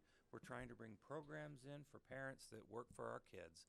And you can't be faulted for that. That's what we're trying to do. And this is a tough decision to make. And, I don't get a vote. My job is to provide you information and try to do the best job for those 14,000 kids that we have in the district. And I do think it's important to seriously consider the work of the boundary committee. There were parents and staff members on that committee that worked really hard, so I mean, I can see some value in, but I don't think, to me, I don't think we ought to leave whatever decision you make shaking our heads that something terrible happened, because frankly, when you look at the growth projections, you want to tackle a junior high in Stansbury and then a high school in Overlake, there's going to be a lot of feelings about, well, I'm purple and I'm blue and I don't want to be whatever the new color is. I mean, kind of thing. actually, some of our feeder schools won't even come into play because there'll be certain high schools that will have those languages, I'm assuming. But we'll move the, it- Right. the If- feeder okay. schools will end But I up can tell the- you that the situation between feeder almost, school between the DLI. with Copper Canyon and Middle Canyon and Overlake, all that's going to change because those three schools will feed Clark Johnson will feed the new high school. So Copper won't go to Stansbury Park. I mean, I'm assuming probably, and Middle will probably not still continue to go to Tooele. So I mean, it's just the reality. We've got some real growing pains, but it's, I mean, pardon our dust. When you grow, it's just like SR 36. We hated it during the growth, but now it's done. But when you're a growing community and you have to update your roads, it's kind of like that, except we're not just talking about roads and cars, we're talking about children. And so we do try to minimize the disruption. That's the other thing we heard really strongly from not only the last feedback session, but when we moved gristmill, is try to think long term. My point, there's going to be some unknowns next year, whether it's next year or the year after that. Unless anybody has a crystal ball, we really don't know where kids are coming and moving. And I mean, we can see some growth, but it's hard to make those projections. So anyway, does that help, Alan? It does. Thank you very much. Well, and the feeder concept of DLI is a little unknown as well, because in the DLI committee, we've talked about a couple of different options, and one is just letting them go back to their feeder school and having teachers, go around. It kind of depends on how it falls out. So. Well, That's you've also got a couple unknown. competing things. You've said that you want to keep as many schools open, and that is the intent of the law. But you want to, I mean, there are no other districts in the state that have this many languages. Frankly, a lot of superintendents and a lot of boards are saying slow the growth from DLI because they feel like it becomes an entitlement, not an enrichment program. Right now, in my mind, if DLI went away, it would be sad, but those kids wouldn't be hurt because it has been value added to them. So, I mean, even if something happened and we had another stock market crash and we weren't able to fund the junior high, would we hear, you promised that? Well, we promised that under the understanding that we'd continue to get legislative funding, right? In 2008, we didn't get legislative funding for certain things and we had to cut raises. Well, we had promised and approved a salary schedule. But so it's not breaking promises. It's just that things change. And we'd make the best estimates that we can for the future. And I remember hearing the gristmill folks say, whatever you do. And we said, oh, it's just going to be a little, and we'll build a school. And that wasn't good enough, apparently. And but we did it as fast as we could. I also heard at the same time, build us a new school, but don't raise our taxes. And quite frankly, you can't do that. If we're going to build a new high school, a new junior high, that's over $100 million. That's a pretty big pill to swallow for the community until we get maybe more taxable base, So there are not easy answers. If there were, I'd say, hey, here they are. I think I can, solve this. Build an elementary in Erta so that middle and east can be joined, and build a high school and a junior high. But there's a price tag with that. So. And with that said, Okay. Superintendent, excuse me, I'm sorry. I just wanted to add to that, and for whatever it's worth, I think there's value in at least having the community see that we're trying, because quite frankly, if we do go out to bond, we need their support.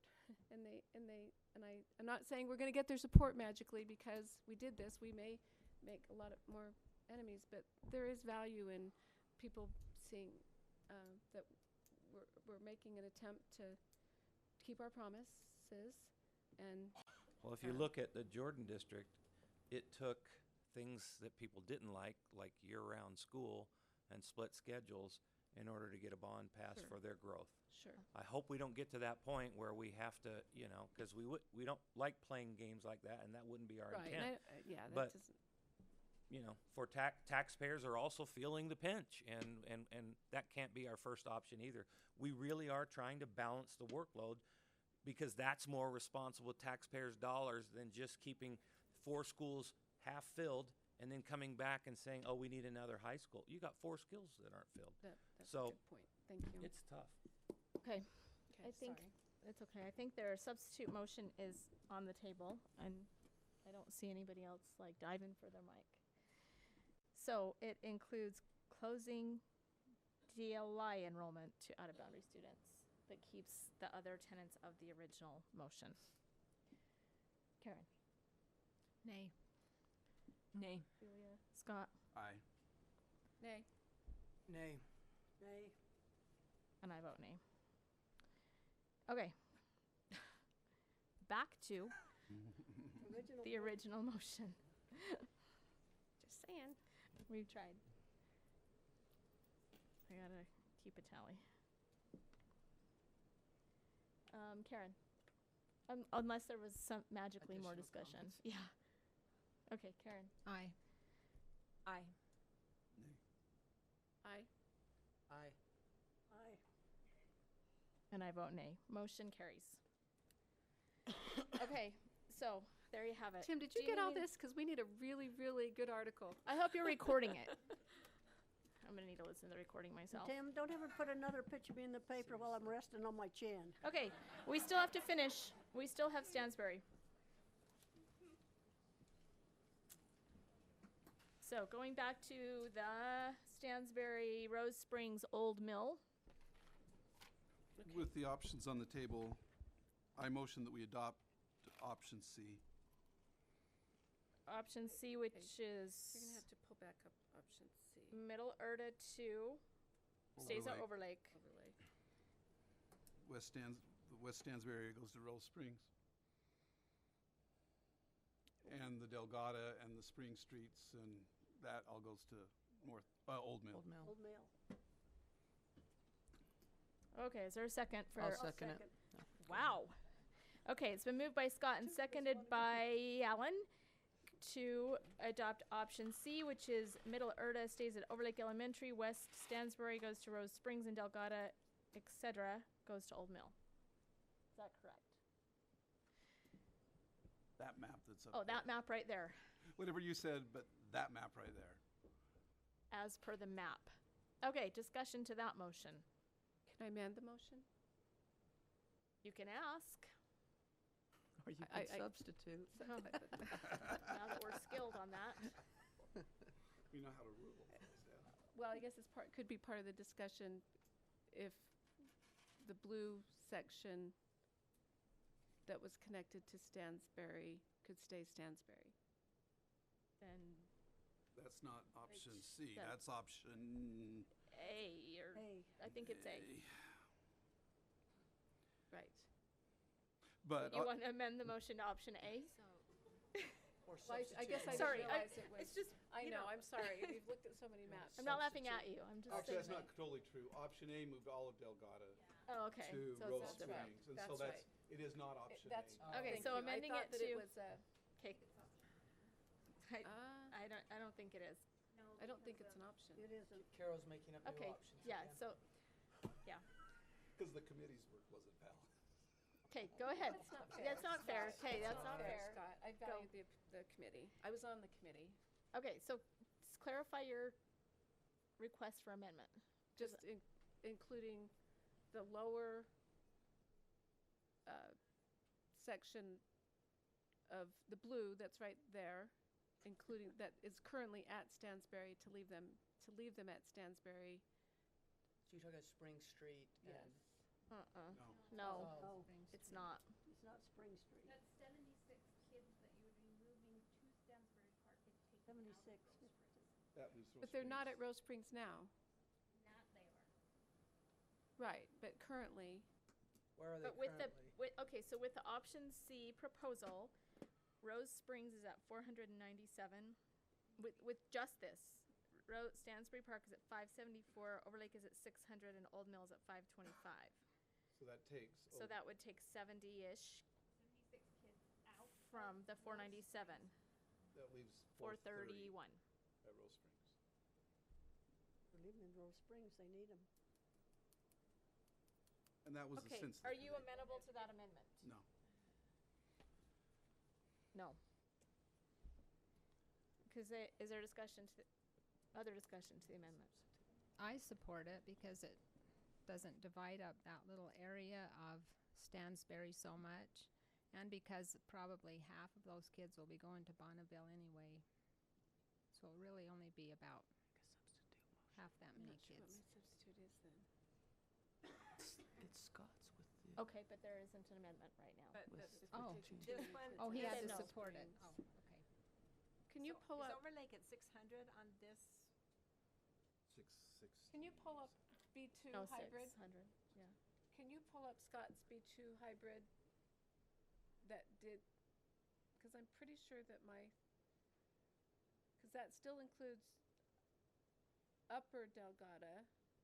I mean, isn't that basically, so it basically is that option minus Copper Canyon going to, East Urda going to. excuse me, East Urda going to Rose Springs. Right, it leaves at 430. Yeah, so it, That's what that hybrid 2 did, is it gave you some Rose Springs numbers. but we just voted to keep East Urda at Copper. Okay. So Right. don't Yeah, look at East that. Urda is, East Urda is out of that option, and Middle Urda is still at Overlake. But we also are wanting to make sure we don't want to be in the same situation at Rose Springs with a new DLI program starting. Is that giving Rose Springs the room to grow with DLI? Are they trying to fill it in boundary? Like Overlake or from Stansbury? And when does that start? Next year. September. 400, that would go down, yeah, that's really low. It's really low. And you got a charter there. And you have open enrollment. Well, and the amendment was not accepted, Wasn't so accepted, so we it shouldn't doesn't even matter. be discussing it. So I could, I'm gonna get mean. that's Sorry, okay, just that's kidding. okay. Get angry. There was a second to the original motion. What's the original motion say? The original motion is to option C. adopt option C, But we That's could- which is not that. Look at, You can, Jim's gonna pull. Move Jim is for gonna a pull it up substitute again. How's that? motion. So I That's could, option C. move for a substitute motion. Okay, so it's option C with Just that. East Urda going to. It's just that. It's Oh. that map right there. East Urda There's no already. changes from that. Oh, okay. according to Okay. Is the Is motion. The Lori motion is here? that map. Is who? Lori. Is this giving you heartburn? No doubt. Yeah. You're gonna have to use the microphone. I'm not trying to throw you under the bus, by the way. She's the Rose Springs principal.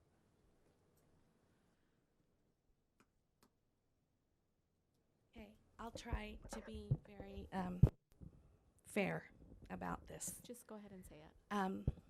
I need students. I need more than 420 students. We do need room for DLI, but those who have already applied for DLI are in our boundaries as we speak. We have about 37 students that have requested to come, and about 28 of those students already reside in our boundaries. So if we're thinking that DLI is going to attract enough students to compensate for this low number, I am not seeing that.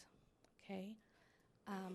Again, everything's open to future unknowns, but I really don't feel like it's fair to vote one way on unknowns and then turn around and vote the other way on unknowns as far as the charter school goes.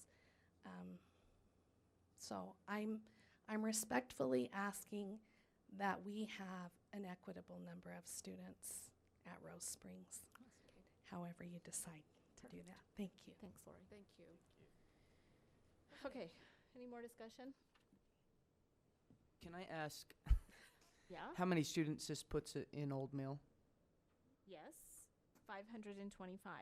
Okay.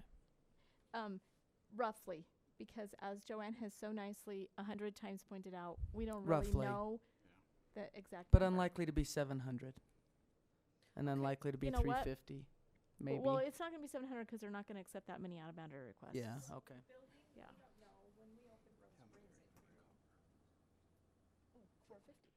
450. So can you, just for clarification, give us all the, with this option again, give us all the numbers for each of the schools? I got them right here. Okay.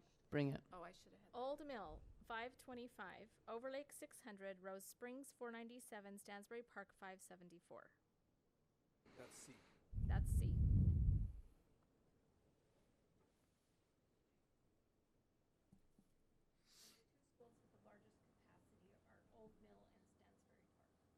Two schools with the largest capacity are Old Mill and Stansbury Park. What is Overlake's capacity 650 or is it 7? 650.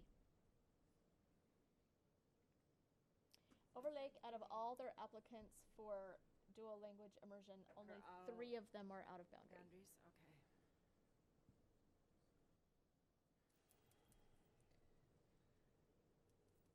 Okay, Karen. Nay, I don't like dividing off that West Stansbury neighborhood. Okay, Julia.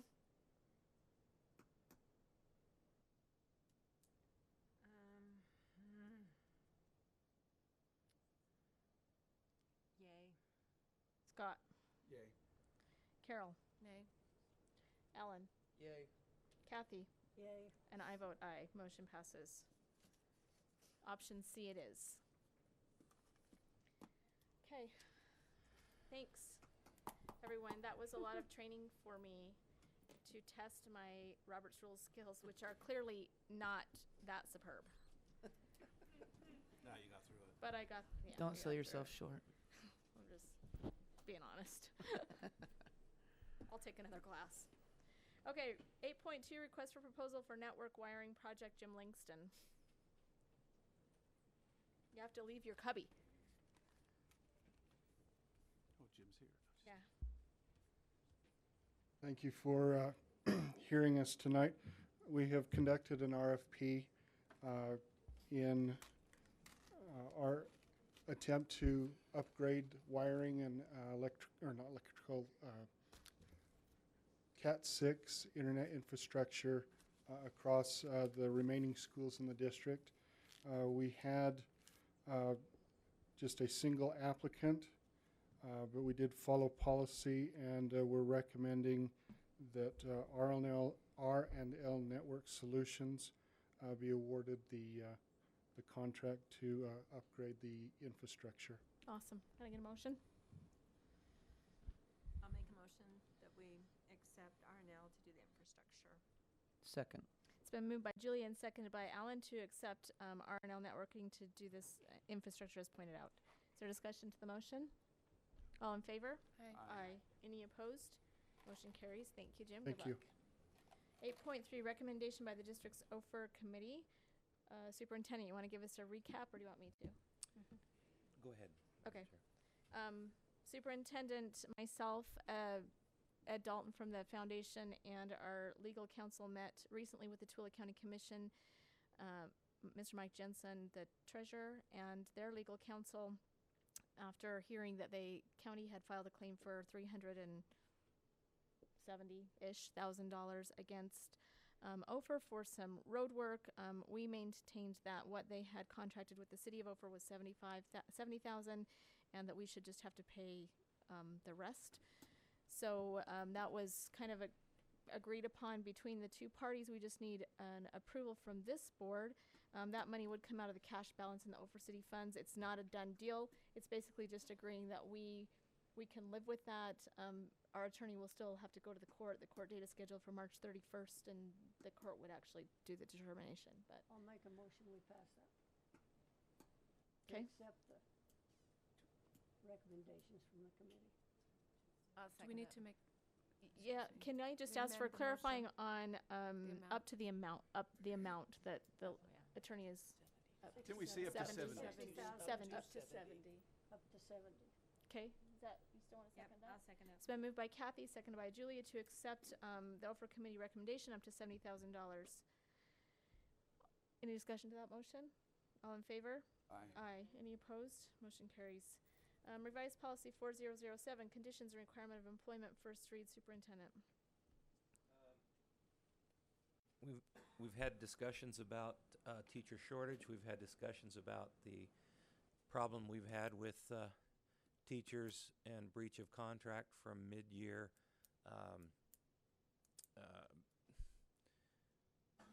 leaving the district mid-year to go to other districts. We have made referrals to UPAC. That's not considered professional behavior. This moves, the only change in this policy moves the fine for a breach of contract from $500 to $1,500. Okay. And you're looking for an approval of this policy? That's correct. I move that we approve revisions to policy 4007, conditions and requirements of employment. I'll second it. It's been moved by Karen and seconded by Kathy to approve the revisions to policy 4007, conditions and requirements of employment. Is there discussion to that motion? Madam Chair, go I'll ahead. just add, it may not stop that. The real issue is we need to get, more funding into employee compensation. But, I mean, we've had 2 teachers that have given us like 3 days notice. I mean, a 7-Eleven clerk gives more notice than some of our teachers, and they're going to other districts, and it's just not, it's not ethical. It's not appropriate. We support people going at the end of the year and in the summer to where they want to be, but not in mid-year. That hurts kids. I'm not sure that $1,500 will, because there are other districts that are paying those fines. I'm not sure that it's going to result in what we want, but. A little bit more, though. Mr. Bryan? So why did we choose 1,500? Why did we choose 1,500? Not, you said other districts go to 2,000. Why, or more? I guess. Why 1,500 if other districts have said? It's that number 1,000 is average, so I went a little bit over average. We tripled the amount. We went from 500 and we tripled it, but you could quadruple it, and I wouldn't. There could be a situation when I talk to Lark with some of our teachers that are starting that they wouldn't have 2,000 in that last paycheck in order to be able to cover it. So then it becomes a collection issue. So, That's I just. Okay. All in favor? Aye. Aye. Any Aye. opposed? Motion carries. Thank you. Revised policy 4014, employee leave, first read. Lark. You want to say anything? Same what? Do you want to say anything? Did you have any questions? It's really just addressing 2 issues. I want to point out you probably received an email Yeah, I was why gonna it's ask open. about People that. want to open up more, but I can tell you the intent was just to really address that second change, and that is we've had a few employees who have gone, whether they're going part-time to have a baby or going on I don't want to call it sabbatical, but we have an example in Grantsville Junior High where they are going into the state office, working for the state office and teaching a period or 2. And their feeling is that just losing all leave, which it currently says, unless you're retired, your leave's not paid out unless it's retired as far as sick leave, referring to teachers. And so the feeling was, well, if I could just suspend that, it's kind of a meet More in the middle. palatable. We felt more Yeah. palatable. Good. And that's really all. The other one was just some cleanup language that has come up before, and I thought, why it's open, let's clean it up. Okay, so I do have a question, though, about the comment that was made on the policy. To me, that seems an issue if people are taking leave without telling their supervisor. Is that not in policy already? I mean, that's the gist I got of the request. And I read the policy, and to me, it just seems like a normal thing that you would tell your supervisor when you were taking leave, but am I wrong? No, I probably haven't studied it as well to you to look to exactly where that's at, but it's pretty vague right now. Can I add a comment on Yes, that? you So may. we've talked with the association about that, and we're looking at possible new language. One of the problems, when we used to not have the ASOP program that you could on Friday night or on Saturday when you're sick say, I'm not coming, on Monday, you had to call your supervisor and let them know. But now that it's automated, one of the shortcuts and we've got to figure that out, is that people can put in leave on Sunday night that they're sick, and we don't want them to come to school when they're sick, but they can put that leave in, and then the ASOP program will assign a substitute, but they're not talking to their principal beforehand and letting them know that they're going to be out. So is that a training issue that we can just say it needs to, or can the you send an email also, or can the ASAP program work so that it automatically sends an email to this? I don't know. I'm just asking questions. Terry, I don't know that it's a right or wrong answer. It's just a Mr. question. Christensen is over HR. He's over this program, so. Yes. Basically, it is ready to go, and that is the absence approval, which means that whenever they want a day off, that it goes to their principal first for approval prior.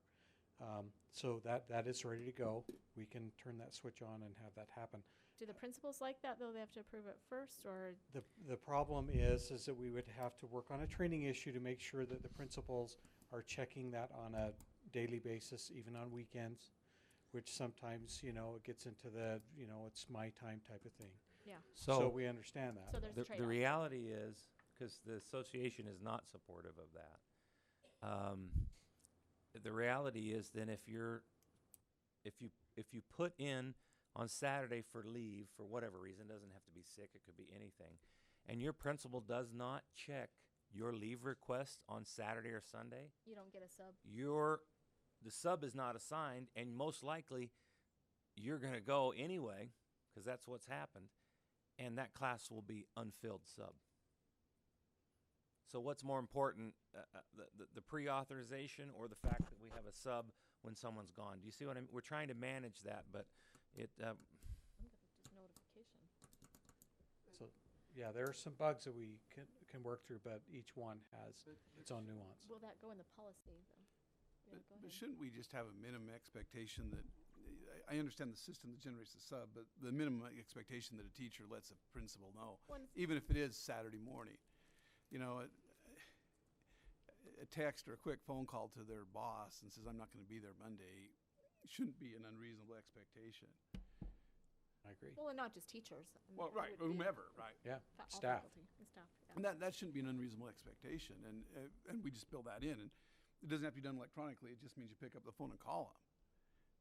It currently is in the negotiated agreement and in the policy that they need to do that. I'm just telling you, it's not happening. Then the accountability needs to be Reinforce that. increased, right? Okay. Well, I have no problem moving it forward for a second reading. I just wanted to since the question was raised, I can talk about it. Can I open a separate can of worms? Sure, go ahead. It's not been held back It yet has nothing today. to do with I'm fine with approving it for second reading. It has nothing to do with the changes. It's just the first sentence of the policy states an employee must be a full-time employee to accrue any type of leave below. Right. When's the last time we discussed that? A couple years ago. Before I know. was on or Yes. after I was on? Oh, yeah, before you were on. All right. Just wondering. What you're really talking about is Oh, we know what you're talking part-time employees receiving benefits, and we weren't able to afford that. That's something you could do. You would have to calculate the cost. And, affordable health care, I mean, if that's repealed, We might have We'll to be see. changing Maybe the that whole requirement policy. is But what off I'm the wondering table. is if you could, is leave part of the health care policy? They can be No, separate. it's actually I mean, separate. you can, what I'm saying is you could provide leave without providing health care benefits, for However, example. just as a point of Yeah, clarification. please. If you do that for part-time employees, then it starts the process for Utah retirement. And then, Okay. so that means that if they So that's the do drawback. earn leave at all whatsoever, bereavement, whatever it might be, and that's the hard part, because once they go below that, then they're not eligible for Utah retirement. But as soon as they earn leave, Utah retirement picks up on that, and then we have to pay 26%, Lark?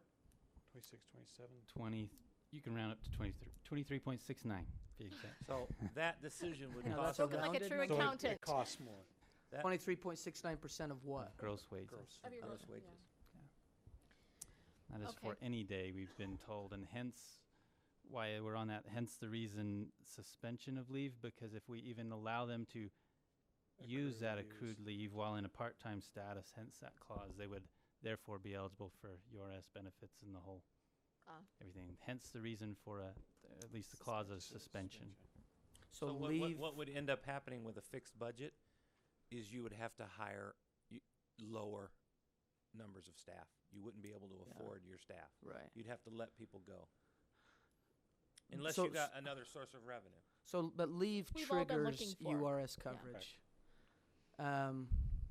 Is there anything legally that prevents providing leave to teachers as opposed to staff?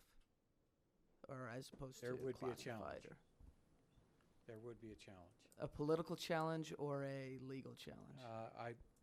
From what I've seen, a legal challenge would be there. Based I on? can. Oh. Do you mind if I just say? Go ahead. Yes, you could. You just have to spell it out in your policy. And that would help to clarify. We would have to vet that. Okay. And I just wanted to say why we're at it, because that came up years ago. We decided to have one line in the sand, but not saying then you could have treated different classes differently because they negotiate separately.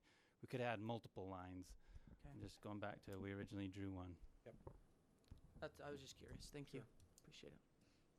Thanks, Terry. Is there a motion? Didn't we already move to? No. If we didn't, I started talking. and- Okay. I move that we. Well, I'm not ready to give a motion. I move that we bring this policy back for a second reading. Okay. I'll second it. It's been moved by Karen and seconded by Julia to move policy 4014 employee leave back for a second reading. Any discussion of that motion? All in favor? Aye. Any opposed? Motion carries. Thank you. Revised policy 5017 school admission, resident and non-resident students, first read. And basically what this is we've just cleaned up some language in there because our practice has been that these out-of-boundary requests go to the directors first and then go to CMT. So this is what we're doing, and we had changed other policies. We had just missed it in this one.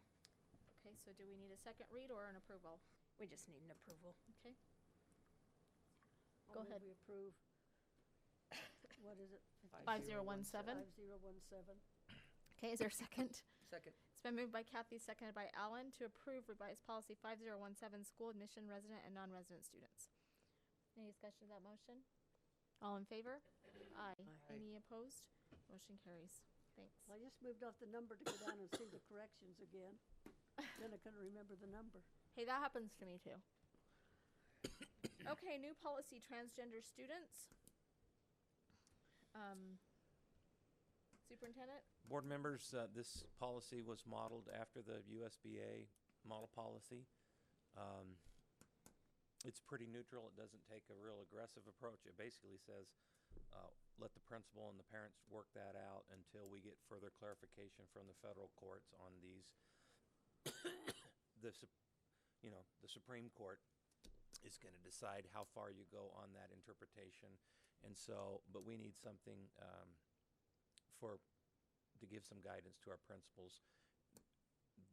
We didn't receive any comment on this in the last 30-day period, so I would recommend that we approve it. Especially since the Supreme Court is obviously going to take longer than initially thought. Exactly.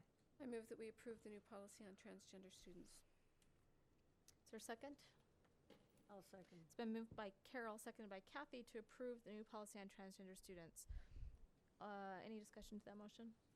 Can I just ask, there's the Yes, we section that deals with competitive gendered sports. Has the UHSAA, and I should know this because I'm on the board, but do they have, because the way it reads in here is if we're convinced that the request is bona fide and that you're not trying to gain an unfair advantage, but I know in other states that this is, well, I guess a lot of this is controversial, but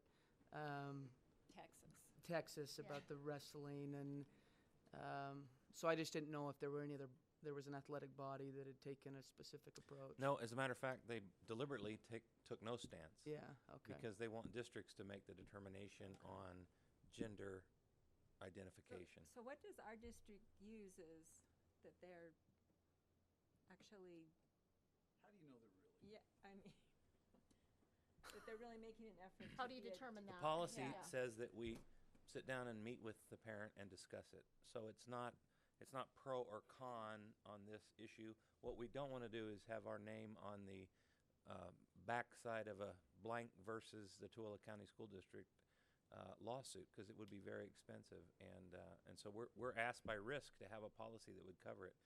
This is the model policy that was developed. I'll tell you, depending on which attorney you ask, you can get a lot of different questions. So I don't know how to answer that.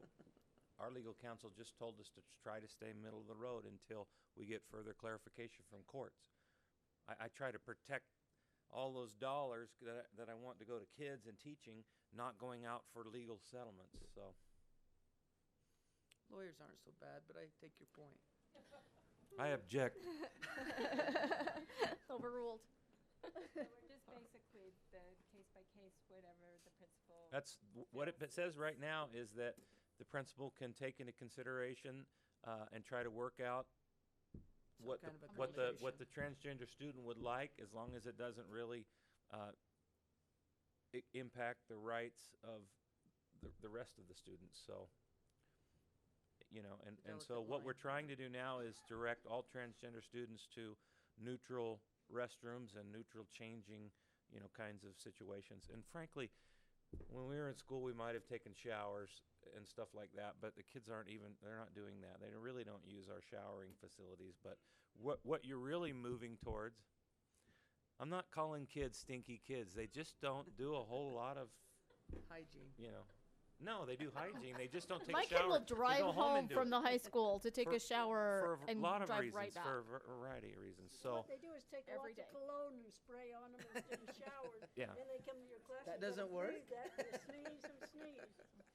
So, you know, what we're trying to do is be reasonable and respect the rights of the individual as well as the rights of the group. And we think that's best handled in private between the family and the principal and the team. And we're trying to encourage the way schools are moving. Unless we get better direction from the feds, they're moving towards not having group shower areas, but just having individual curtain areas, you know, a little bit more privacy. Probably not a bad thing to have a little more privacy when you're changing and that kind of thing. So. Okay. Thanks.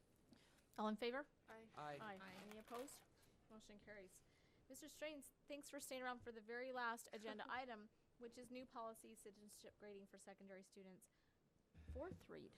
All right, and hopefully we get this one. So, in this, the changes that have been made reflect the comments that we've received on this. First, the change to add a fourth comment code for teachers to use for behavior in the classroom. So now there are the two positives, there are also the two negatives, and then there's also the attendance code, the U. The one that was added was an E, emerging, so that would be between satisfactory and needs improvement. Also, because that was added, some language was added that if a student receives an N or an E, the teacher will provide the comment code that would go along with that.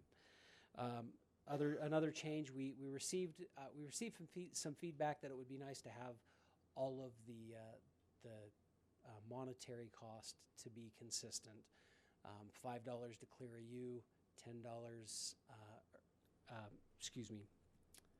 Yeah, $5 to clear a U, $10 for a 2U Saturday school session, and then in doing that, we had the sessions after school that we were charging $3 for, and instead of following through and charging the $3, we thought, well, for consistency's sake, it's a 1 hour session.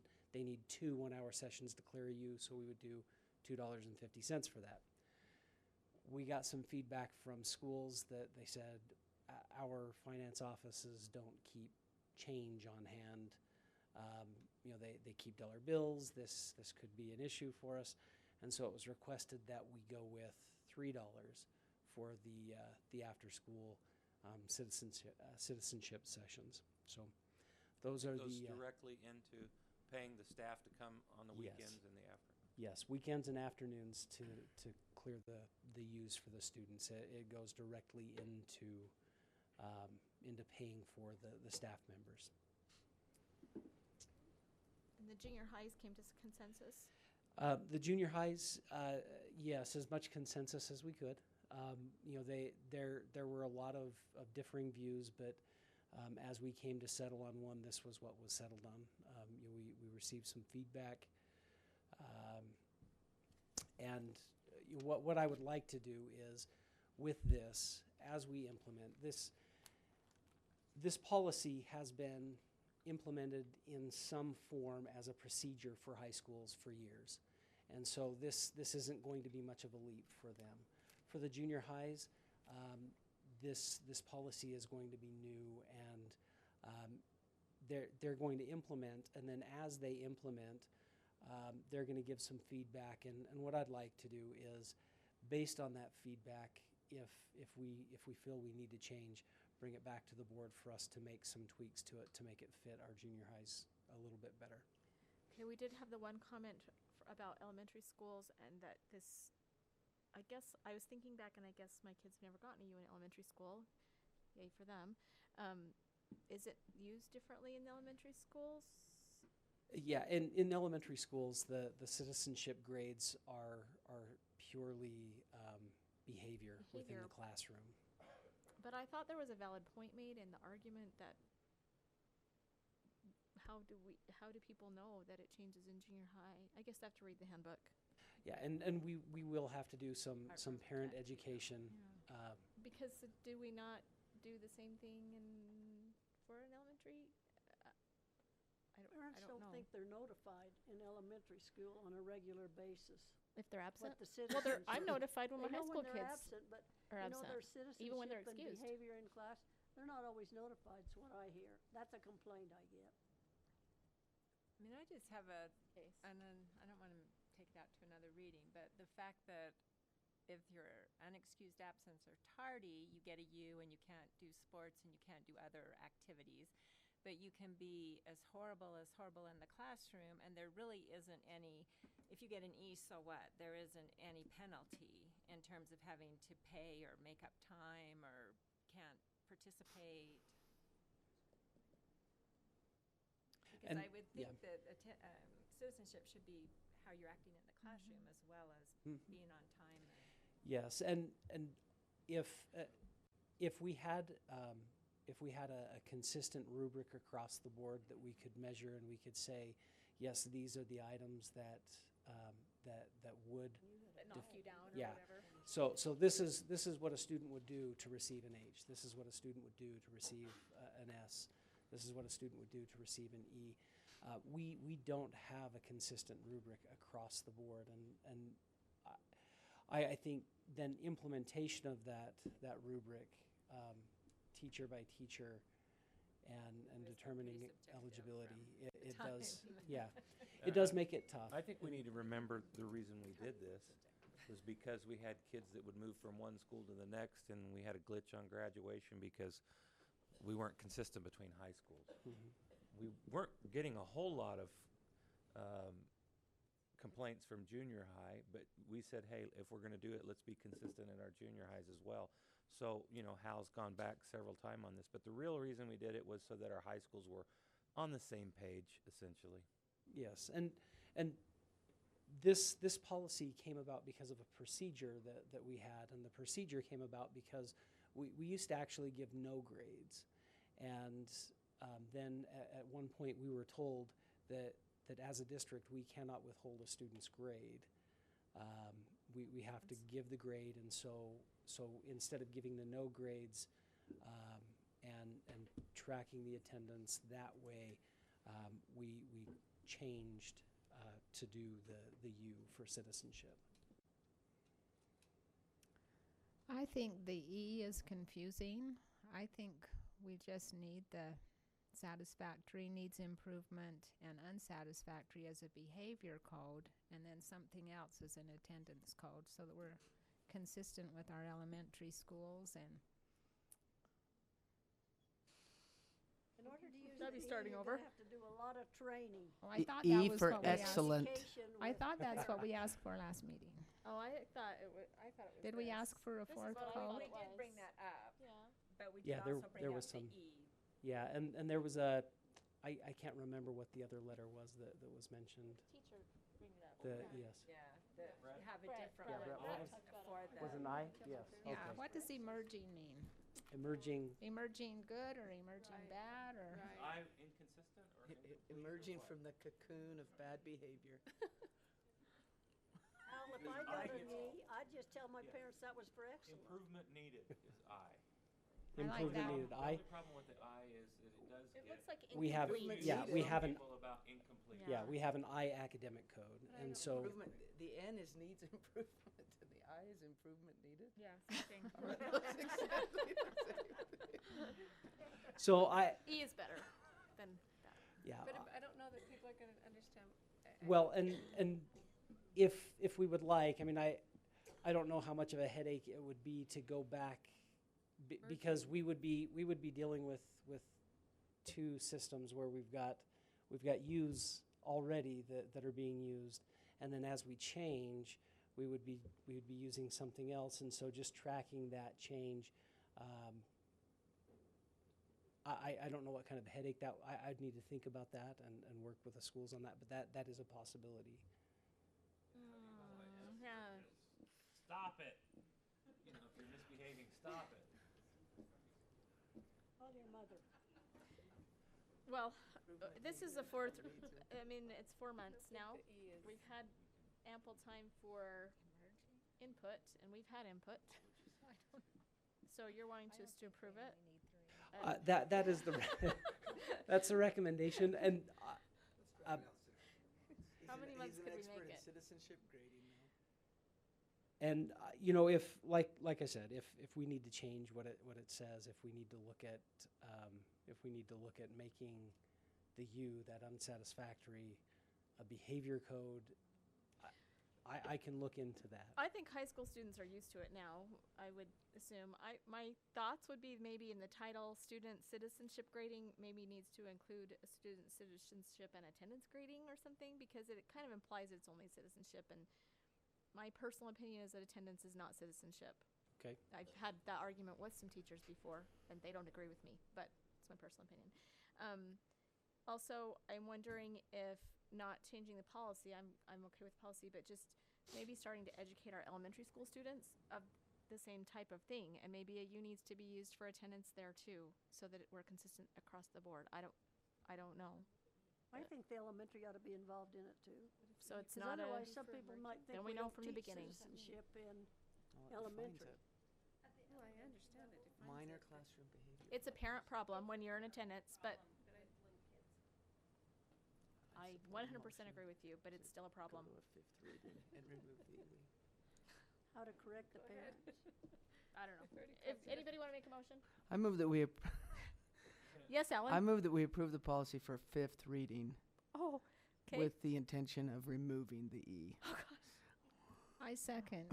Okay, it's been moved by Can we amend Alan. the motion though? And to- well, not till just Oh, a minute. excuse me. It's been moved by Alan and seconded by Karen to approve or to move the policy student citizenship grading forward for a fifth reading with the discussion of removing the E, which we just discussed last month. And are we replacing it with something, or Okay, are we just removing yeah. it, going back to the original? Because if that's the case, then why can't we just approve it without it? Yeah, I would just go back to the original. Okay, Kathy, you had something to say? No, I just said the E is confusing if Oh. you don't know what it means. or She understand just it. supports my motion. Okay. The only thing I was amend the emotion to say that with your including the attendance. That's all I was gonna To say. the title? Are you friendly to that amendment? I'm friendly. I will accept. Any substitute motions or Plan B or hybrids? Hybrids? Just wait a year and Okay. Okay, we've had everything. We're getting a little punchy here, but Okay, any discussion to the motion? Okay, all in favor? Aye. Aye. Aye, I guess. I think. Any We've been here opposed? Too long. I think, yeah, we just approved going forward for fifth reading. With the Oh, we change did? that. We did? Yeah. That's what your motion was. That's what your motion no, was. and then you asked for clarification about whether I wanted a replacement. Okay, That's fine. You said That's you fine. wanted it fifth brought reading. back. Fifth That's what reading. you said. That was your motion, Let's which read I it again. restated. I like to read. Okay. You would need to withdraw your. All You right. said to talk about removing emerging, and she said to add attendance. Okay. All right. We'll look forward to that next time. Oh my goodness. Me too. We adjourn. Be there, be square, Hal. Okay, all in favor? Aye. Aye. That was Kathy and Scott, by the way. Thanks all. We needed to end on a lighthearted would've- moment.